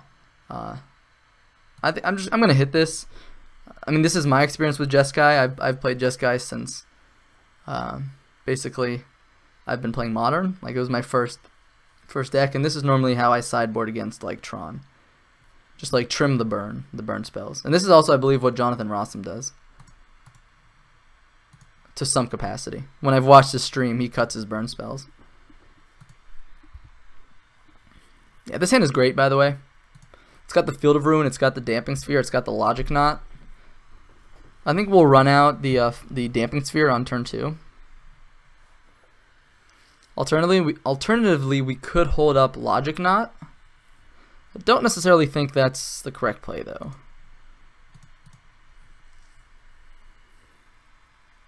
I cut one search too. Interesting. I think search is kind of important to help you like close out the game in some way. Keep finding answers. See, if our opponent finds a Tron piece, it's going to let me know that maybe they have an answer for this Damping Sphere. Like an Oblivion Stone. Alright, Chromatic Star, or Sphere. Alright, generate some green mana. Maybe for a, okay, that is interesting sequencing as well.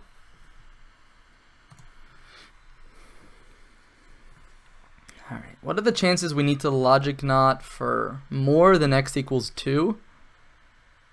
Where, like, we need to, yeah, there's just, like, no chance, right? I think we just want to play the Field of Ruin. Probably hit the Urza's Tower. We can hold up Logic Knot anyways.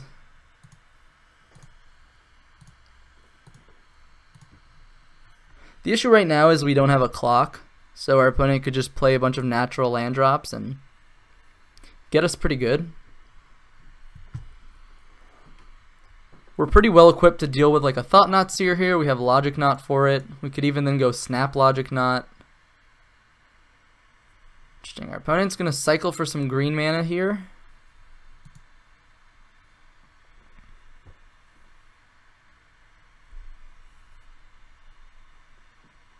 Alright, Sanctum.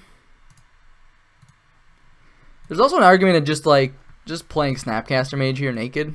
Yeah. I think I'm actually going to do that. We'll have 2 counter spells up for the next 2 turns. Let's just play Naked Snap. It's a shame we don't have like an op to take advantage of it with, but we need to start applying pressure to our opponent.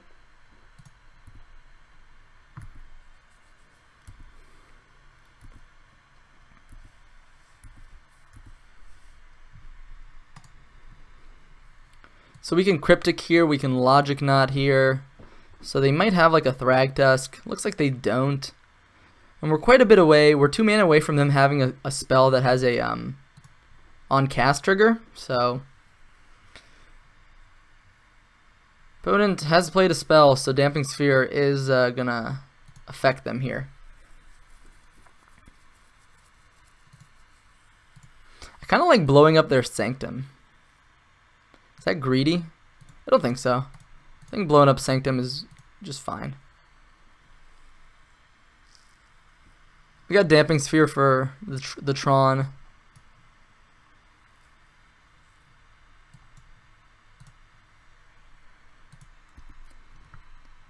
Alright, another Cryptic Command is great. Great pickup here. Again, we just kind of want to avoid on-cast triggers. So like World Breaker and Ulamog would be the cards we least want to see here. We'll be forced to also counter Oblivion Stones. Hopefully our opponent doesn't find like a Nature's Claim to deal with this Damping Sphere. We will be forced to counter a Nature's Claim as well. Opponent starting with a cycling here is also good for me. Ancient Stirrings, I'm just going to let that resolve. I'd rather counter their threats than their cantrips. Their cantrips will find them threats. I'd rather have them tap out their whole turn for that. Alright, Expedition Map. Sure. Costs 2 to play. Interestingly enough, Damping Sphere does make future Snapcaster Mages potentially worse.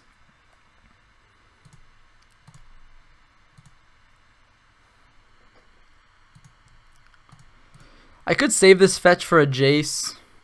Now that I'm thinking about it, I probably should have.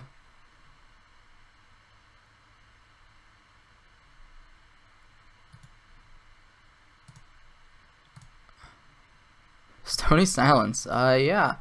I think we'll play that. It also stops Oblivion Stone, and now we just have a bunch of counter magic for their big dumb threats.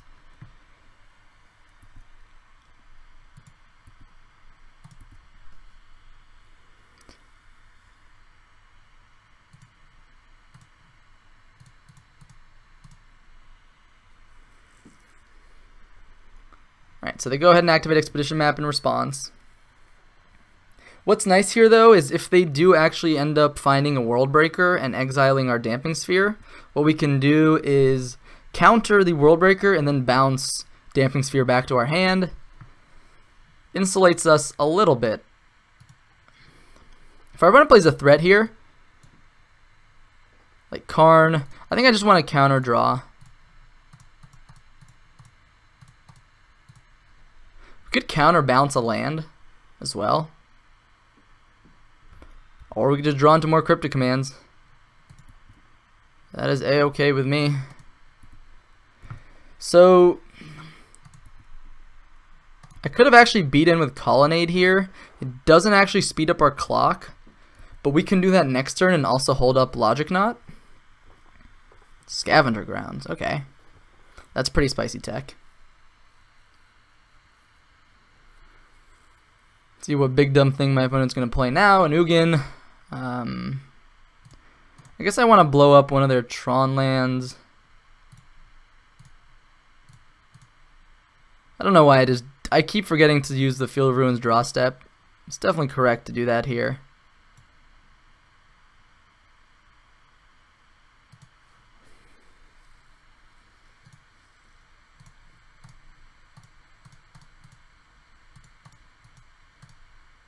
And they're a turn away from getting an Ulamog as well, so we're going to close out this game in reasonable fashion.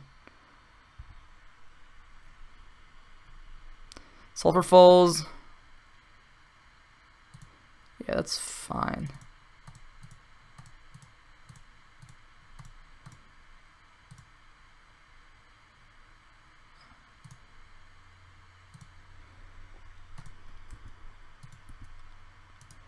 Alright, now our opponent's on a two-turn clock. We have Logic Knot available to counter basically anything.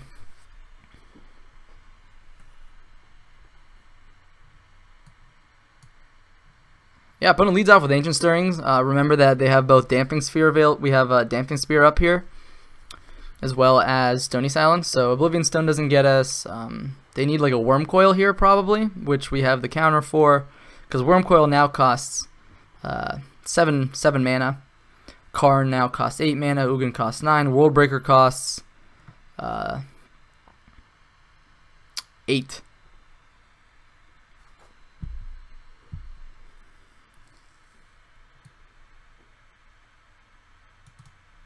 So overall, I think we've put ourselves in a pretty good position to lock up this game next turn. Found a Thought-Knot Seer. Interesting. That's going to cost 5 mana.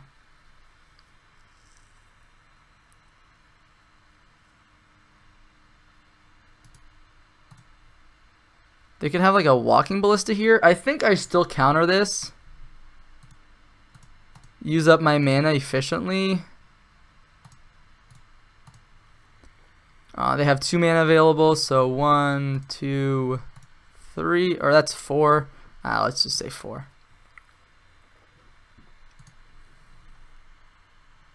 And this should be lethal. Lock up the game. Sweet. That was our one game with Jeskai Control here, with the list that won the face-to-face open, which was brought to our attention by Johnny Redeemed over here in chat. For all of you over watching on YouTube, that's where we got the list from. Now that you beat our worst match, run it through a league. Unfortunately, in terms of time, I don't really have time for like a full league. I do have to leave around 2 p.m. Eastern time. And even though we won, like, I'll be honest, I didn't actually like I didn't have that much fun. I mean, not to say that I don't love Jeskai Control or anything. Like, Jeskai Control is great, but again, like the fact that like we beat Tron there in 2 games, sure, like we can do that. happens sometimes. It's definitely not a good matchup, and it's just like, I don't know. It's like really demoralizing to play like what it should be a strong deck and then run into like Tron 2 or even 3 matches in a row on Magic Online, which will happen to you fairly frequently. You'll also run into decks like Storm, decks like Ad Nauseam, like far more frequently on Magic Online, I feel, than you will in paper. And it's just like horrible feeling. It just kind of sucks to play those kind of decks sometimes, but not, again, I'm not bad talking Jeskai here or anything like that. Like it's a very, very fine, good deck. This list seems very good. Opt was not quite relevant, but I actually do like that Jeskai Control is moving towards casting instant speed cantrips, just because so much of the deck happens at instant speed, and the fact is Teferi like drawing you into a cantrip, and then you untap your lands, and then you can actually cast your cantrips. Whereas like you'd have to wait a whole turn to cast your Serum Visions to set up your whole next turn, and it's just like sometimes you need the cards right here, right now in Modern, and the fact that it just lets you keep up your mana and benefits with Teferi's +1 is sweet. So I like that some Jeskai lists are playing Opt these days. In terms of like what we want to do for like the next, I don't know, 50 minutes, I was thinking of going through one match with 4-color Death Shadow, but if you guys in chat are not into that, then like totally understandable. We could also play some Blue Moon. I've kind of been digging Blue Moon a little bit. This I think is like Ross Merriam's list from a while back. I'm really enjoying Blood Moon in the format right now. Yeah, why not? Let's go ahead and run some Blue Moon. We'll do one match of Blue Moon before I have to go. So we're getting a lot of different decks on today's stream, but charades. What do you mean, Longclaw? What does that mean?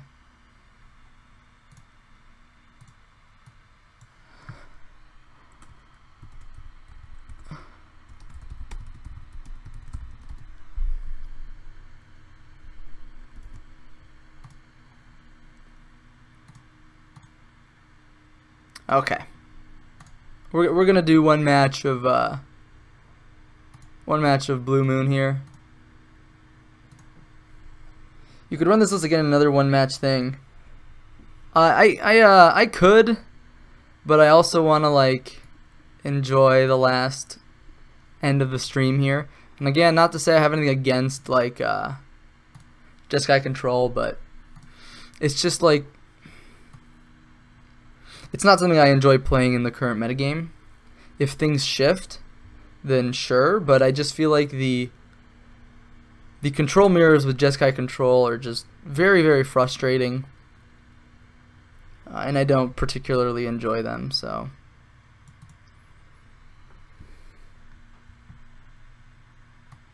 and then also I don't like losing to Tron. I don't like playing the mirror. It's like those are a big chunk of the modern like meta right now. Like Tron, Blue White, and Jeskai are like some of the top 3, 4, 5 decks in the format right now. Yeah, this hand is super fine. We probably want to lead on Island. There's a chance we want to lead on Scalding Tarn here.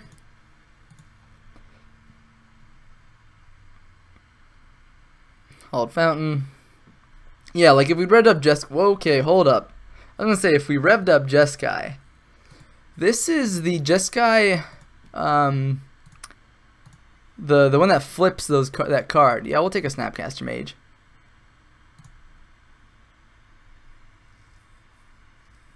The one with that flip card.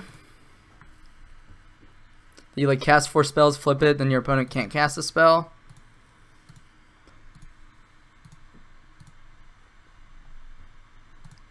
So Bolt, I believe, is able to kill that. Jeskai is playing on hard mode right now. Yeah. And I don't think like you will actively want to be playing on hard mode in Modern. I think Modern is a format where like you get paid off for having consistency and good matchups.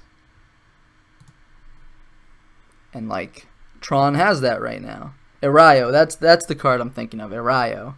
I kind of had it in my head, that word, but I didn't want to say it and then like say it completely wrong. Let's see, they went top with their scries.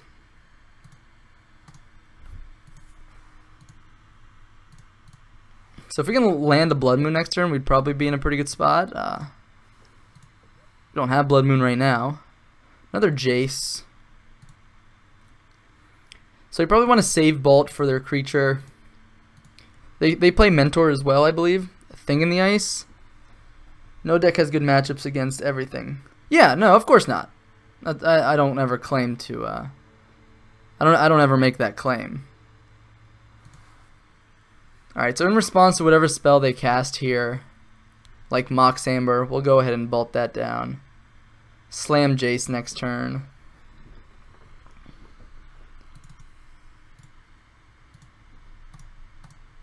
So they drew their card off Jory already, which is fine.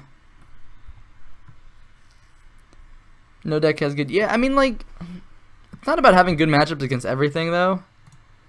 It's just about having also like reasonable games of Magic that you don't have to. Ooh, I kind of like. So the question is, do we brainstorm Jace here? I kind of like keeping up Spell Snare for the Erayo card. Tron has a mad match against Hollow One, Storm Burn, counters to name a few. Sure. Again, I'm not claiming that decks don't have bad matchups, but like the games where Jeskai has a bad matchup, like the games are just really horrible to play, in my opinion. Alright.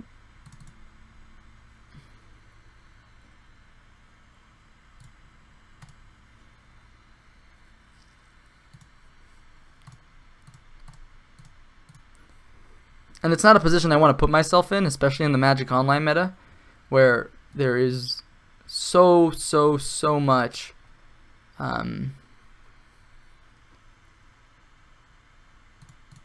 Tron. Alright, drawing Bolt was actually really sweet. Let's go ahead and start with an attack.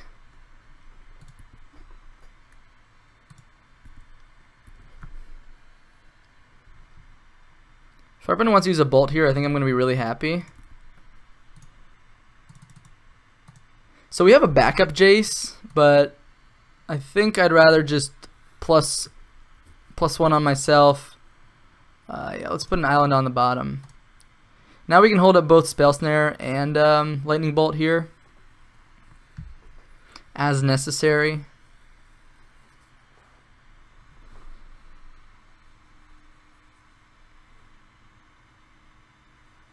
Alright, there's the Erayo. Let's go ahead and Spell Snare that.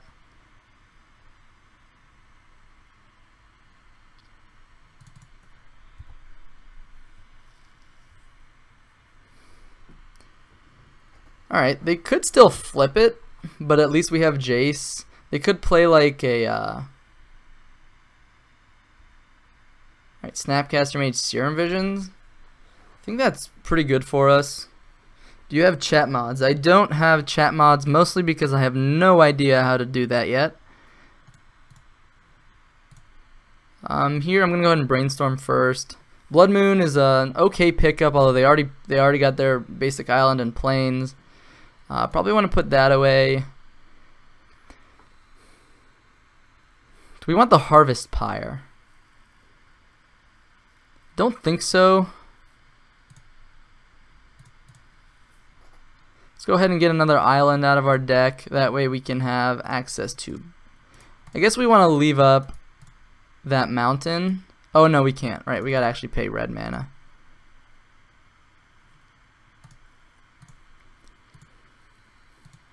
And we'll hold it back our Snapcaster Mage to protect our Jace. And our opponent just can't go fast enough.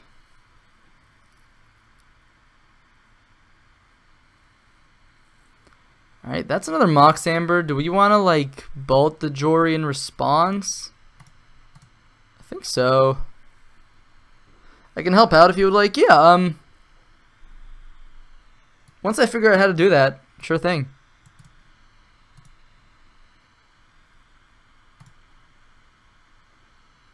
Oh, they still have blue floating here? I guess that was kind of bad on my part. For some reason I thought they used their blue mana already.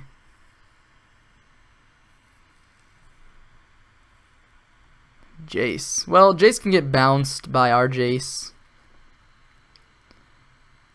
Maybe putting away the Harvest Pyre was okay. Well, that's also kind of rough. Because now we can't protect our Jace. But, I mean, we got the backup Jace. Another Blood Moon. I think I want to go ahead and brainstorm here. Wow, we just found, like, everything we would ever want.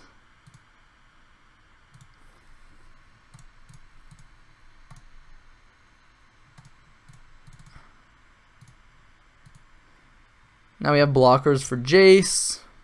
We have onboard removal. Alright, Monastery Mentor, yep, that's a card.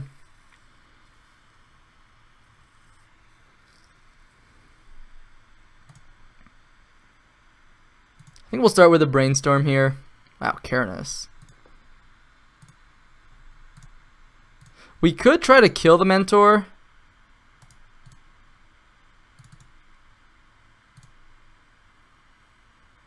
Ooh, I should have put the Blood Moon. I should have stacked it the other way with Opt.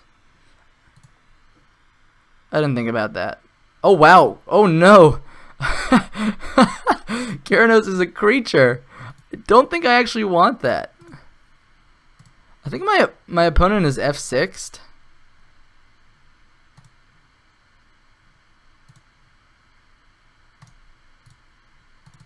Normally, this is not like the type of play I make. Alright, yeah. Like on paper, but like you can tell when your opponent is like F6'd and you can kind of get them. Yeah, that was just the worst. Why are you a creature, Keranos?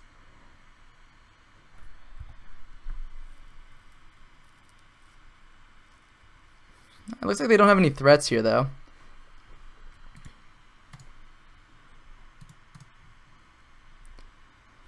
So what I like here is actually, well, let's go ahead and attack first.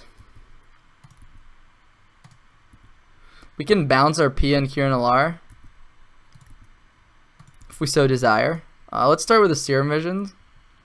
A lot of good stuff. I like both of these cards. Yeah, in fact, that makes me want to just like brainstorm right now.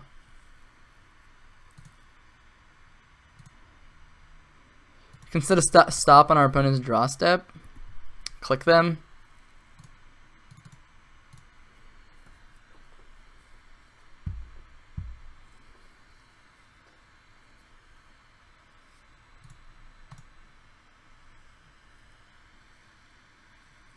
Another Path to Exile, sure. Do I want to use the ability? Yeah, I want to shuffle up my deck. It's another basic out of my deck, shuffles up the top of my library. Yeah, I think Snapcaster Mage is pretty good for them here, so let's just go ahead and put that on the bottom. Jace is in.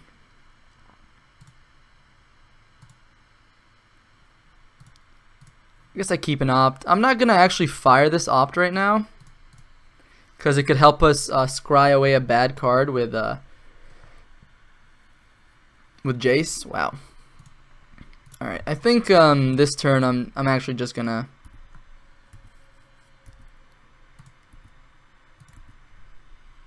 start with Serum Visions. Do the turn the same way again. Wow. And now we see two cards that we absolutely want on top of our deck. I guess Harvest Pyre is not the most amazing card, but I think I definitely want the Snapcaster Mage. I guess we can still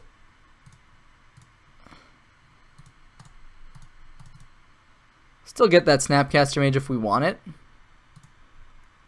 Play the land. I guess playing the land is not great. We have brainstorm effects going, but now this presents lethal with Snapcaster Mage on top of our deck. Our opponent is sitting on 2 lands, 1 unknown card.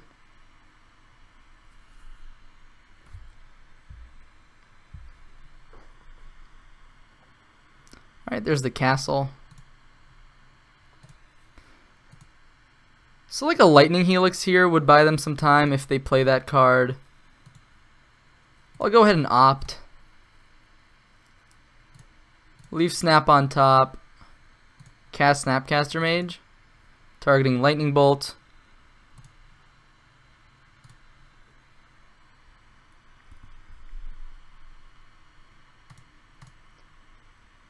Bolt my opponent down.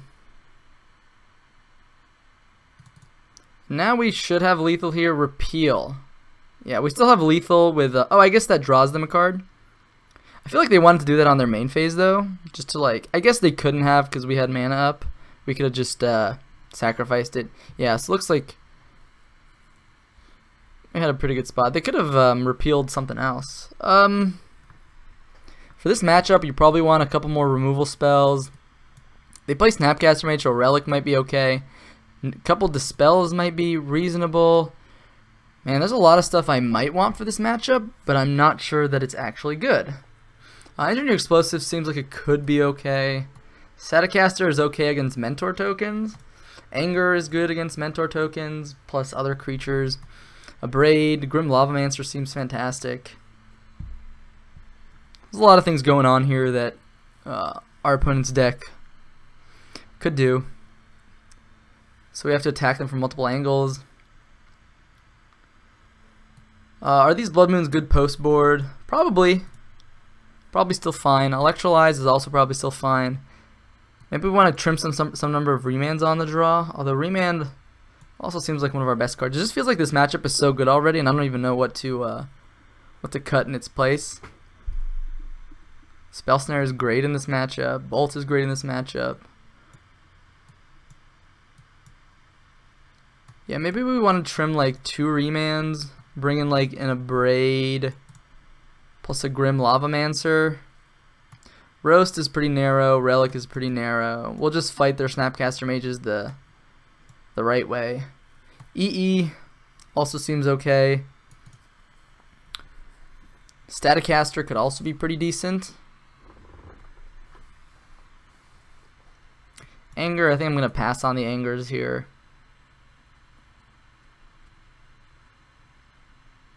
Maybe like cut and Electrolyze, add in a Staticaster.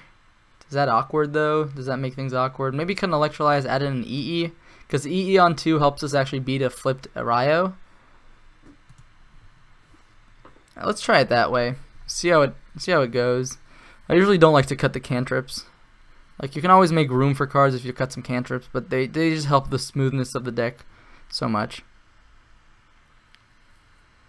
Alright, so we have Bolt, we have Opt. Yeah, this is fine. We can kill one of their threats on turn 1, on turn 2. We can Opt on turn 1 as well if we need to. Well, that's a land.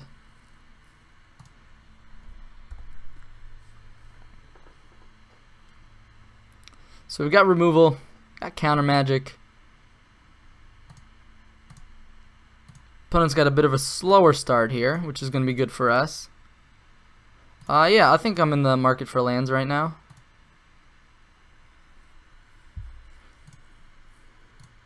Hitting land drop seems to be the way that I probably win this game.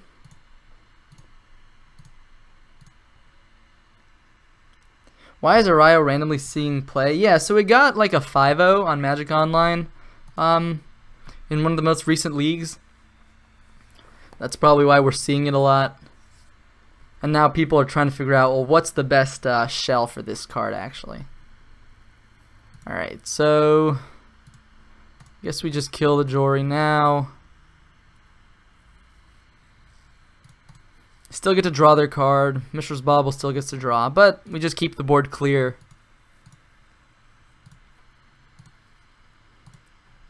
Also, hello there, Kogan. 13. Thank you for joining me here today. Hope you're enjoying the stream so far. This lighthouse is land number 5, but I think we just want more stuff to do. Sure. Spell Snare is a great pickup here.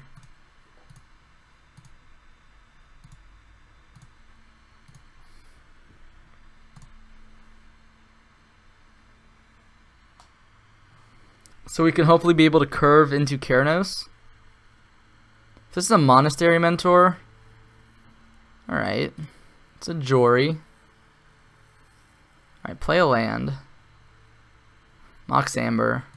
I think we want to go ahead and crack this fetch right now.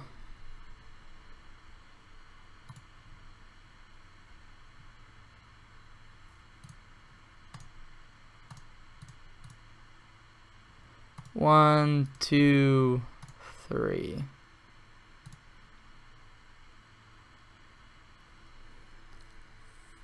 So this Mox Amber will cycle, but at least it won't produce mana. Keeps the board clear for this Spell Snare as well. I mean for this Cryptic Command next turn. Hi, but what does it accomplish? What is the deck going for? Is it a thing in the ice deck? No, I think it's just kind of like a value-oriented deck,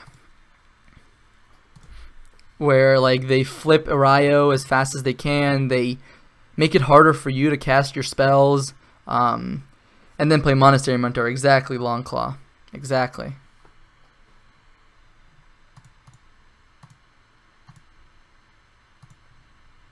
Let's go ahead and get a Steam Vents here.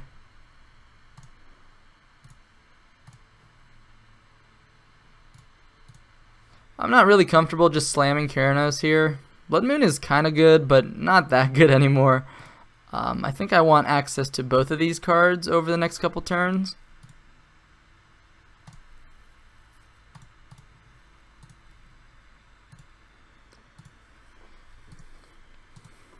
Yeah, so they flip Arayo, they play Monastery Mentor, and then they just go to town. But aside from that, like, I know some lists were playing Aethersworn Canonist for like the soft lock, which is pretty sweet.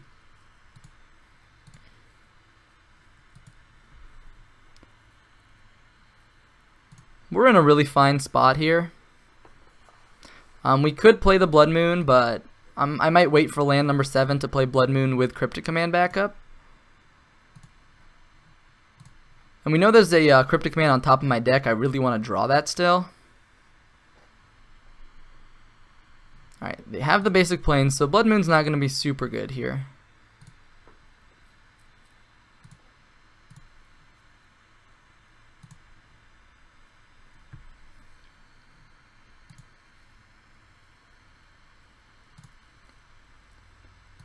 Magic Online is being a bit laggy. Probably we've been going on for quite a while here. Might have to restart it, although so far it seems bearable.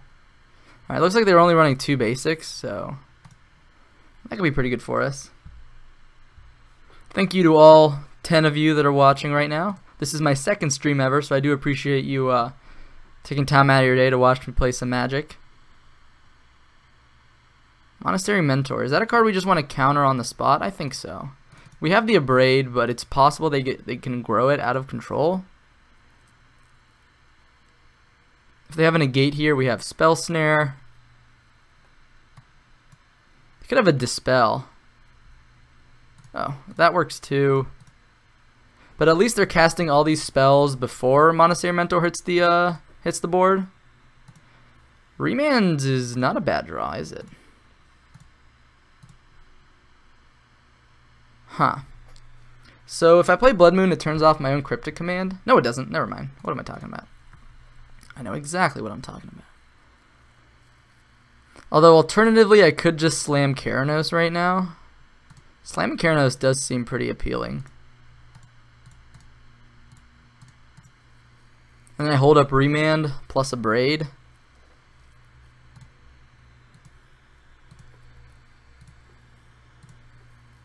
Keranos just seems a bit better to me than Blood Moon right now on this specific board. We probably want to close the game. We probably want to push our advantage a little bit more.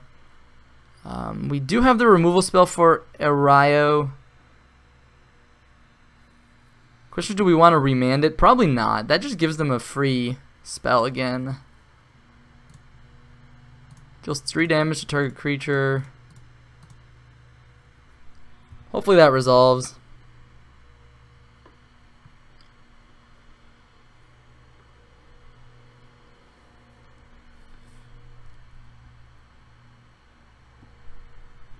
Awkwardly enough, if they have another Erayo, they can play it after this opt resolves and then play another spell and still flip it.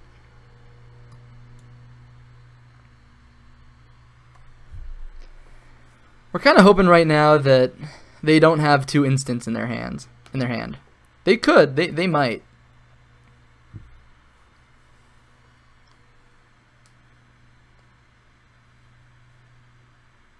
I'm also hoping that, okay, it looks like they're going for Bolt Me. Oh, Erayo, does Erayo flip on the 4th spell played on the turn? The 4th spell of a turn is cast. Interesting. Alright, looks like their deck did what it was meant to do. We'll go upstairs here. And this counters the 1st spell each turn, or counters the 1st spell each turn, counter that spell. Alright. That's an Erayo. We can set up a board here though where we like bolt or remand and then like bounce Erayo.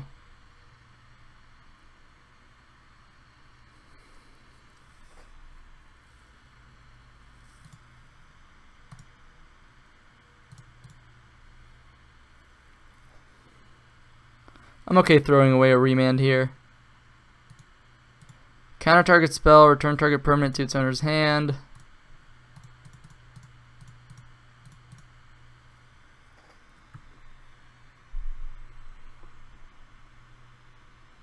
Alright, another Disdainful Stroke. That's pretty rough. But at least all that is happening before Monastery Mentor hits the board here. Alright, we're gonna try to bolt in response. Looks like my opponent had some pretty good leftovers after we tried to beat them.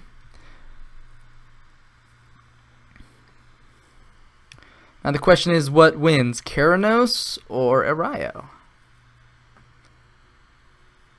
What wins first?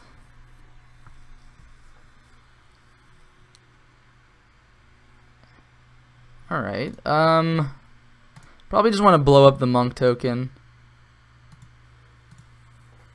Make sure we don't die. So our opponent scryed 2 cards to the top, which is going to be really good for them. Geist is Saint Trapped. Oh my gosh. Yep, alright, I'm bringing in Anger of the Gods 100%.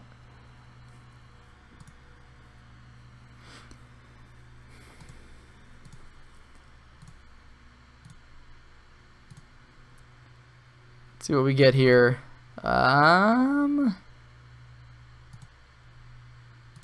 Guess we'll use it for a Brainstorm. Get our Blood Moon countered.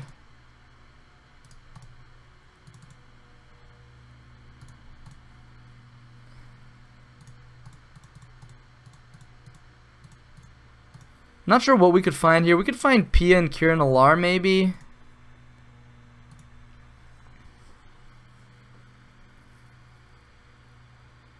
Engineered Explosives.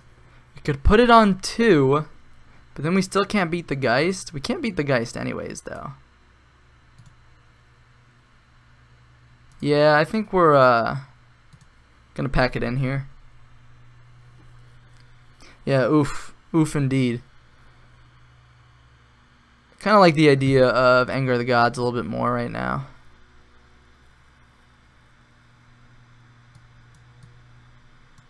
I also like remands on the play a bit more as well. Like, maybe cut a Harvest Pyre. Maybe just we don't want Electrolyzes at all. Maybe just like cut 1 Blood Moon. And how good is Keranos? I don't know.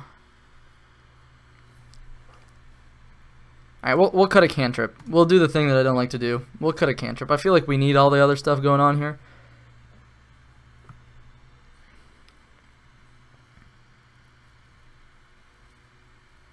We could bring in Dispels to fight over their Disdainful Strokes, their Bolts, and things like that. I'm not a big fan of that, though. Got a Spell Snare, got an Anger, got an Opt. Yeah, that's a keep. We got Click as well. We'll probably Opt immediately here. Is this the only deck you play? Absolutely not. I play a lot of decks. I play Blue-White Control, Blue-White Emeria. I play Mardu Pyromancer. We played Jeskai Control a bit earlier. Blue Moon is just like... I just want to play like a control deck with Blood Moon. I think Blood Moon is pretty okay positioned right now. But no, this is not the only deck I play. Is EE good in a 2-color deck? That's a great question. It handles some permanents that like Blue-Red might have a hard time dealing with normally. That's why I like it, like enchantments, for example. Because fighting things on the stack all the time can be really difficult. Alright, land is great.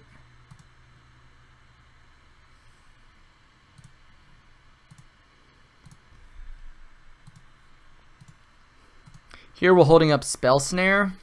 The issue is, of course, if they cast... I don't know. Actually, on this turn, there's nothing too scary that they can do to us. Alright, looks like they're just passing. Fair enough. I'm actually going to get a Steam Vents here. Do I want another land? Probably. Do I want this many lands? Probably not. The question is, do I just jam Click next turn?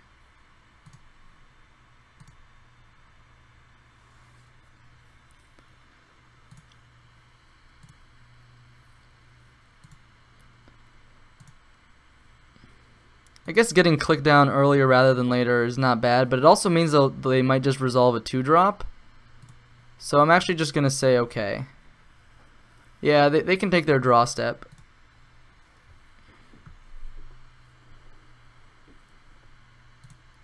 Alright, they're fetching a basic out, which probably a good idea for my opponent. And they have their basic planes. Don't have red mana, though. Another Geist. Alright, that's fine. We can answer it with Anger of the Gods, I guess.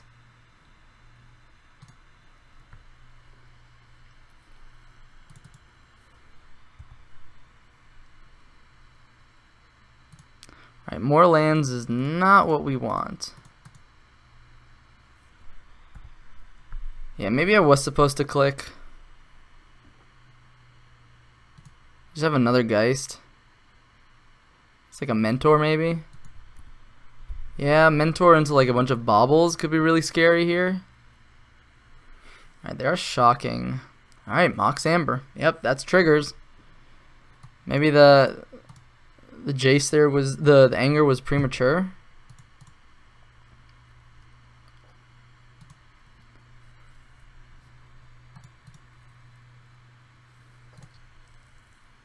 I haven't done a follow shout out. I wonder if we got any followers.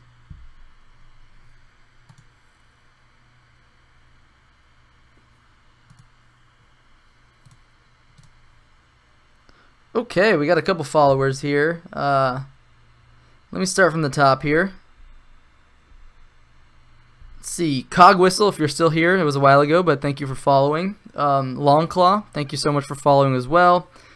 Frederick, Rex, Gifts Ungiven 99, thank you both so much for following. Free Bowl Pack, Jundamout, Kogan, Scottwire, I appreciate the follows so much.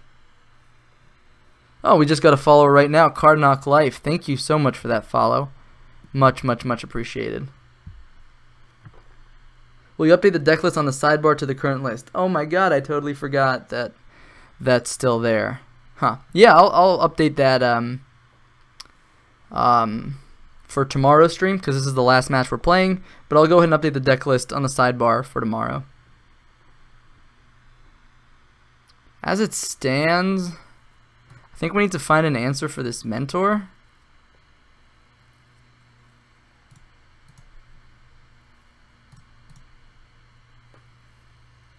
Alright, there's the Bolt. Keep an Opt on top.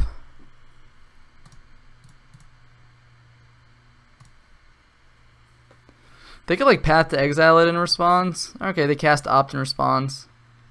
Yeah. But at least we're not super dead to this Monastery Mentor. Your stream is very high quality. Glad to support. Thank you so much, Kogan. That really means a lot. I'm trying my best here. It's only the second stream we have here so far, so I'm glad that you are enjoying the content. I always forget about the deck list sidebar. I've done that before on like YouTube. So like Snapcaster Mage, Anger of the Gods could help clean this up a little bit. Hopefully we don't get like smashed for a million right now.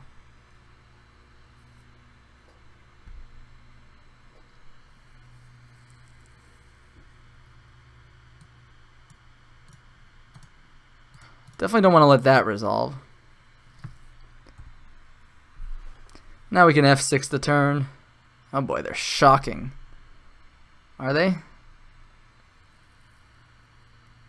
Alright, they are shocking. Means they're playing something that they really want to resolve here. Or they're just holding up red mana for fun. Okay, so we'll go ahead and draw step click my opponent. We'll hold on to this fetch here because we do have Jace in hand, and Jace is pretty useful with fetches. Here maybe we can rip a threat out of our opponent's hand. Maybe they're sitting on a bunch of paths or other cards that can answer a Vendilion Click. Wow. That is a pretty good hand for my opponent. A lot of these cards present problems. Snapcaster Mage obviously gets the most value with Lightning Bolt, but Jory N keeps the cards flowing, so we'll probably take the Jory. It also turns on their Mox Amber, gives them a bit more mana to play around with. But yeah, it looks like we're just going to get our Click bolted. We're going to get smacked for a little bit of damage here. Interesting. My opponent might just be getting aggressive. I feel like they want to... Yeah. I was going to say they probably want to replace that Snapcaster Mage. So they have two new cards that we don't know about here. These monks are getting quite big. They're going to hit us for 6 at least. Have you thought about playing any Spirits variants? Yeah, absolutely. I honestly considered playing Bant Spirits for today. I have no experience with it though, which is what kind of stopped me from playing it, but it's definitely something I'll consider down the road for sure. I think it's a pretty good deck right now.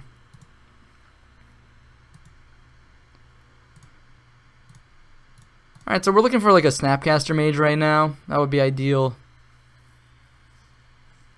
A Lighthouse is not what we want. Serum Visions, well, it could still find us a Snapcaster Mage. Cryptic Command, huh? Cryptic Command, tapping my opponent's team, beats a Spell Pierce, beats one Spell Pierce, doesn't beat a Disdainful Stroke.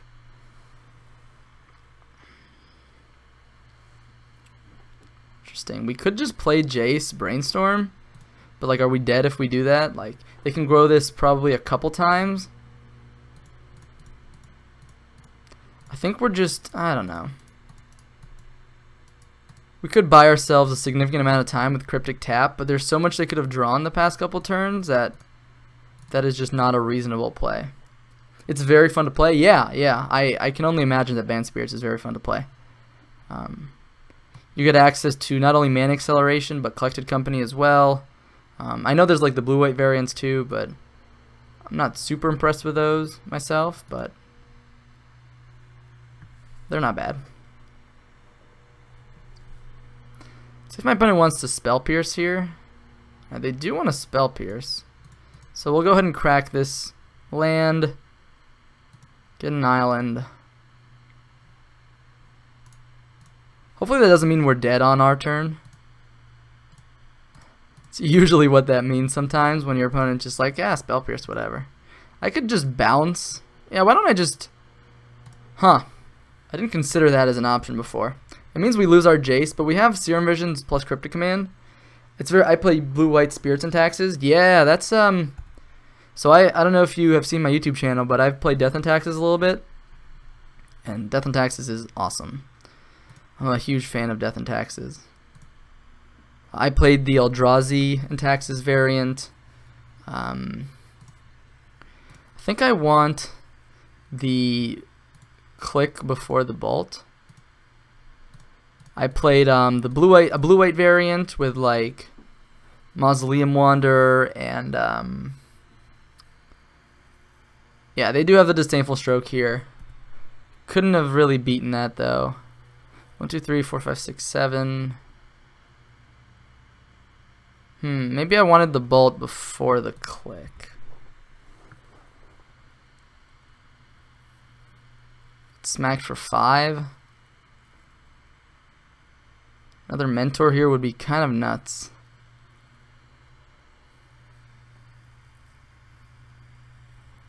Alright, Mentor it is. We have a couple potential plays here. We could bounce the Monk, draw a card, and then bolt the Mentor.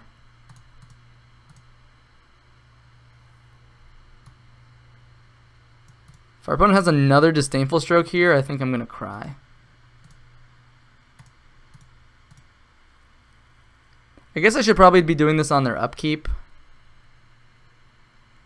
Wear Tear. Oh boy. Alright, we could still be dead here. Our opponent has YouTube same name as Twitch. Yep, that's the same thing.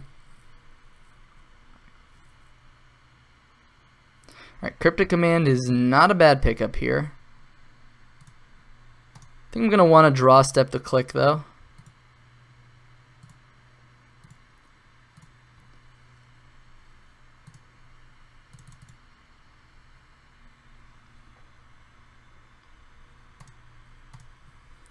We'll see what our opponent is sitting on over there. 2 lands. Well, I think we can beat 2 lands.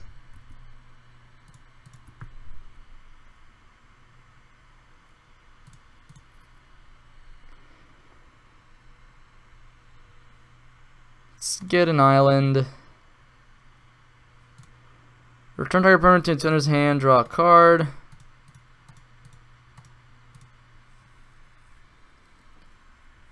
I played red white Death and Taxes too on my channel.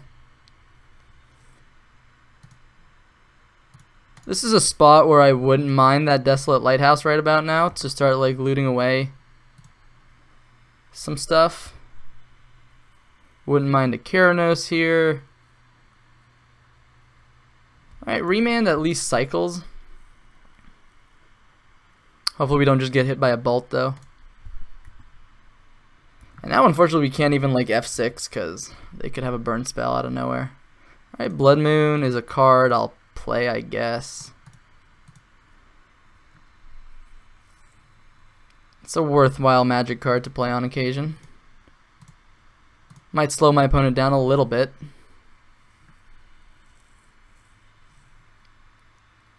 Yeah, I'm gonna not... So I like your deck list on the side. Can you talk about it, please? Yes, I was playing Blue-White Emeria earlier on my stream. I'm not a huge fan of the exact deck list that I played over there, so I was trying like a Planeswalker variant. And another Remand.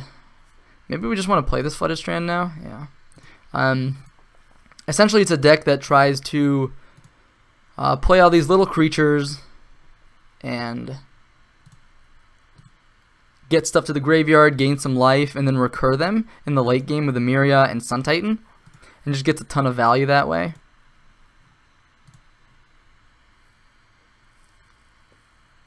Alright, that's an Anger. Maybe I should have remanded my opponent's Serum Visions when I had the chance. Maybe they like dug towards a Lightning Bolt or a Snapcaster Mage.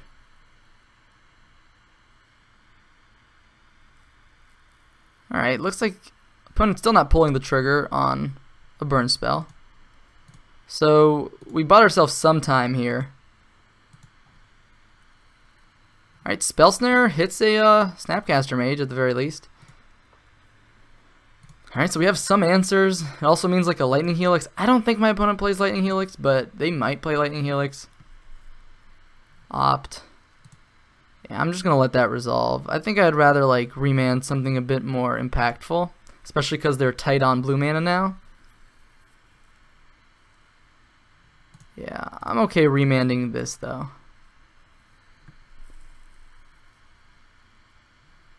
Cycled into another remand, sure. Alright. Once we find a Snapcaster Mage, we might be able to start applying pressure back to our opponent. Mox Amber. It's fine. They don't have a legendary creature out right now. I think I'm still going to remand that. Alright, Grim Lavamancer has win condition.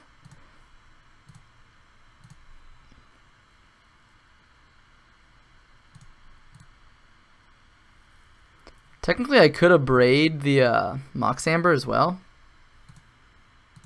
if I so desired.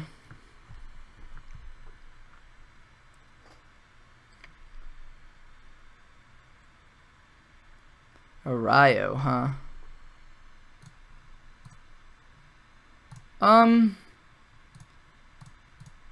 Let's go ahead and Spell Snare that.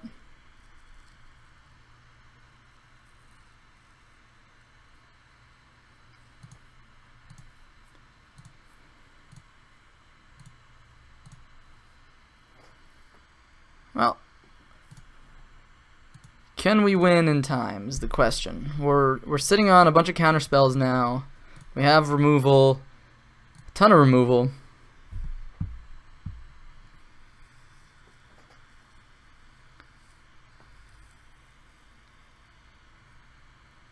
Yeah, I think today I just didn't really have plans for what decks I was gonna play, so I didn't even come up with like another image over there on the right to put for the deck list. So I'm gonna let that resolve. I wonder how my opponents cried. Hopefully they don't find a Lightning Bolt here, and if they do, we can find maybe like a Snap 2 to the top. That's always scary.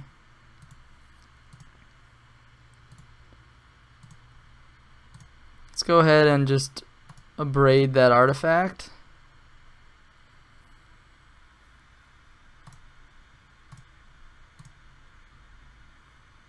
Start going to town on my opponent's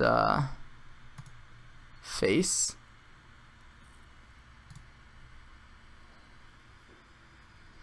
Another land, huh? Could be useful if we remand into another spell.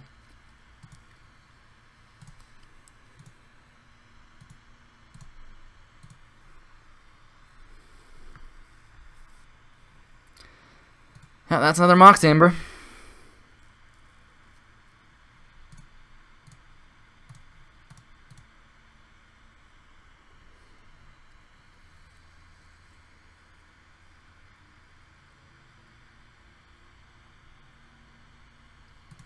So we can just kill this Jace with Grim Lavamancer.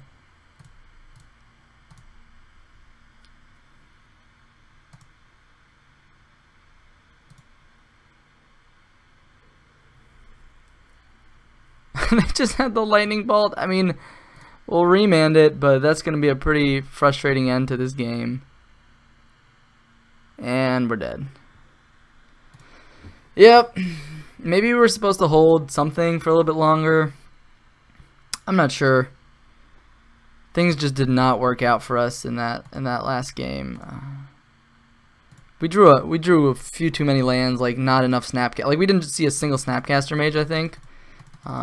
But such is magic sometimes. I think this might actually be the guy that what's the word I'm looking for? He actually got the 5-0 with this list, but anyways, that tends to happen sometimes. I don't know if he was slow rolling. Maybe he was playing around something. Like that's totally okay as well. But I think we're gonna go ahead and call it a day here. We might finish up this league tomorrow. I'll make sure to update the graphics. I just want to go ahead and thank every single one of you for joining me for this stream today. I had a lot of fun. I hope you had a lot of fun. We played quite a few decks today. We played Blue-White Emeria, Jeskai Control, and now Blue Moon. I really enjoyed that. I'll be uploading this to YouTube as well. It's quite a long stream, but hopefully it won't take too long. And hopefully I'll be able to figure out how that works exactly. But that's all I have to say. Let's go ahead and look at the deck once more before we call it a day. This is our Blue Moon deck that we just played. On the right there, you'll see the Blue-White Emeria deck that we played earlier. And then we also played Jeskai Control from the Face-to-Face Open that apparently won. We were able to beat Tron with that. But today wasn't quite as successful as yesterday was, right? Yesterday we 5-0'd with Mardu Pyromancer. Hopefully that shows up on MTG Goldfish or the Wizards deck lists page pretty soon, just so I can feel proud of myself. But we'll keep fighting for these trophies, and we'll come back tomorrow probably around the same time we did today, 10 or 11 a.m. till 2 p.m. Eastern time. So for like a 3-4 hour stream. That's probably what lines up best for my schedule. So, I want to appreciate every single one of you that joined me for today. Thank you, Kogan, for watching the stream. Johnny Redeemed, hopefully you got your Jeskai fix, at least for today. We might revisit Jeskai sometime in the future. And Longclaw, thank you so much for joining us here today and watching the stream. Really appreciate it. And I think that's all I have for today. So, thank you all so much for watching, and stay tuned for another stream coming up hopefully tomorrow. I'll see you guys soon.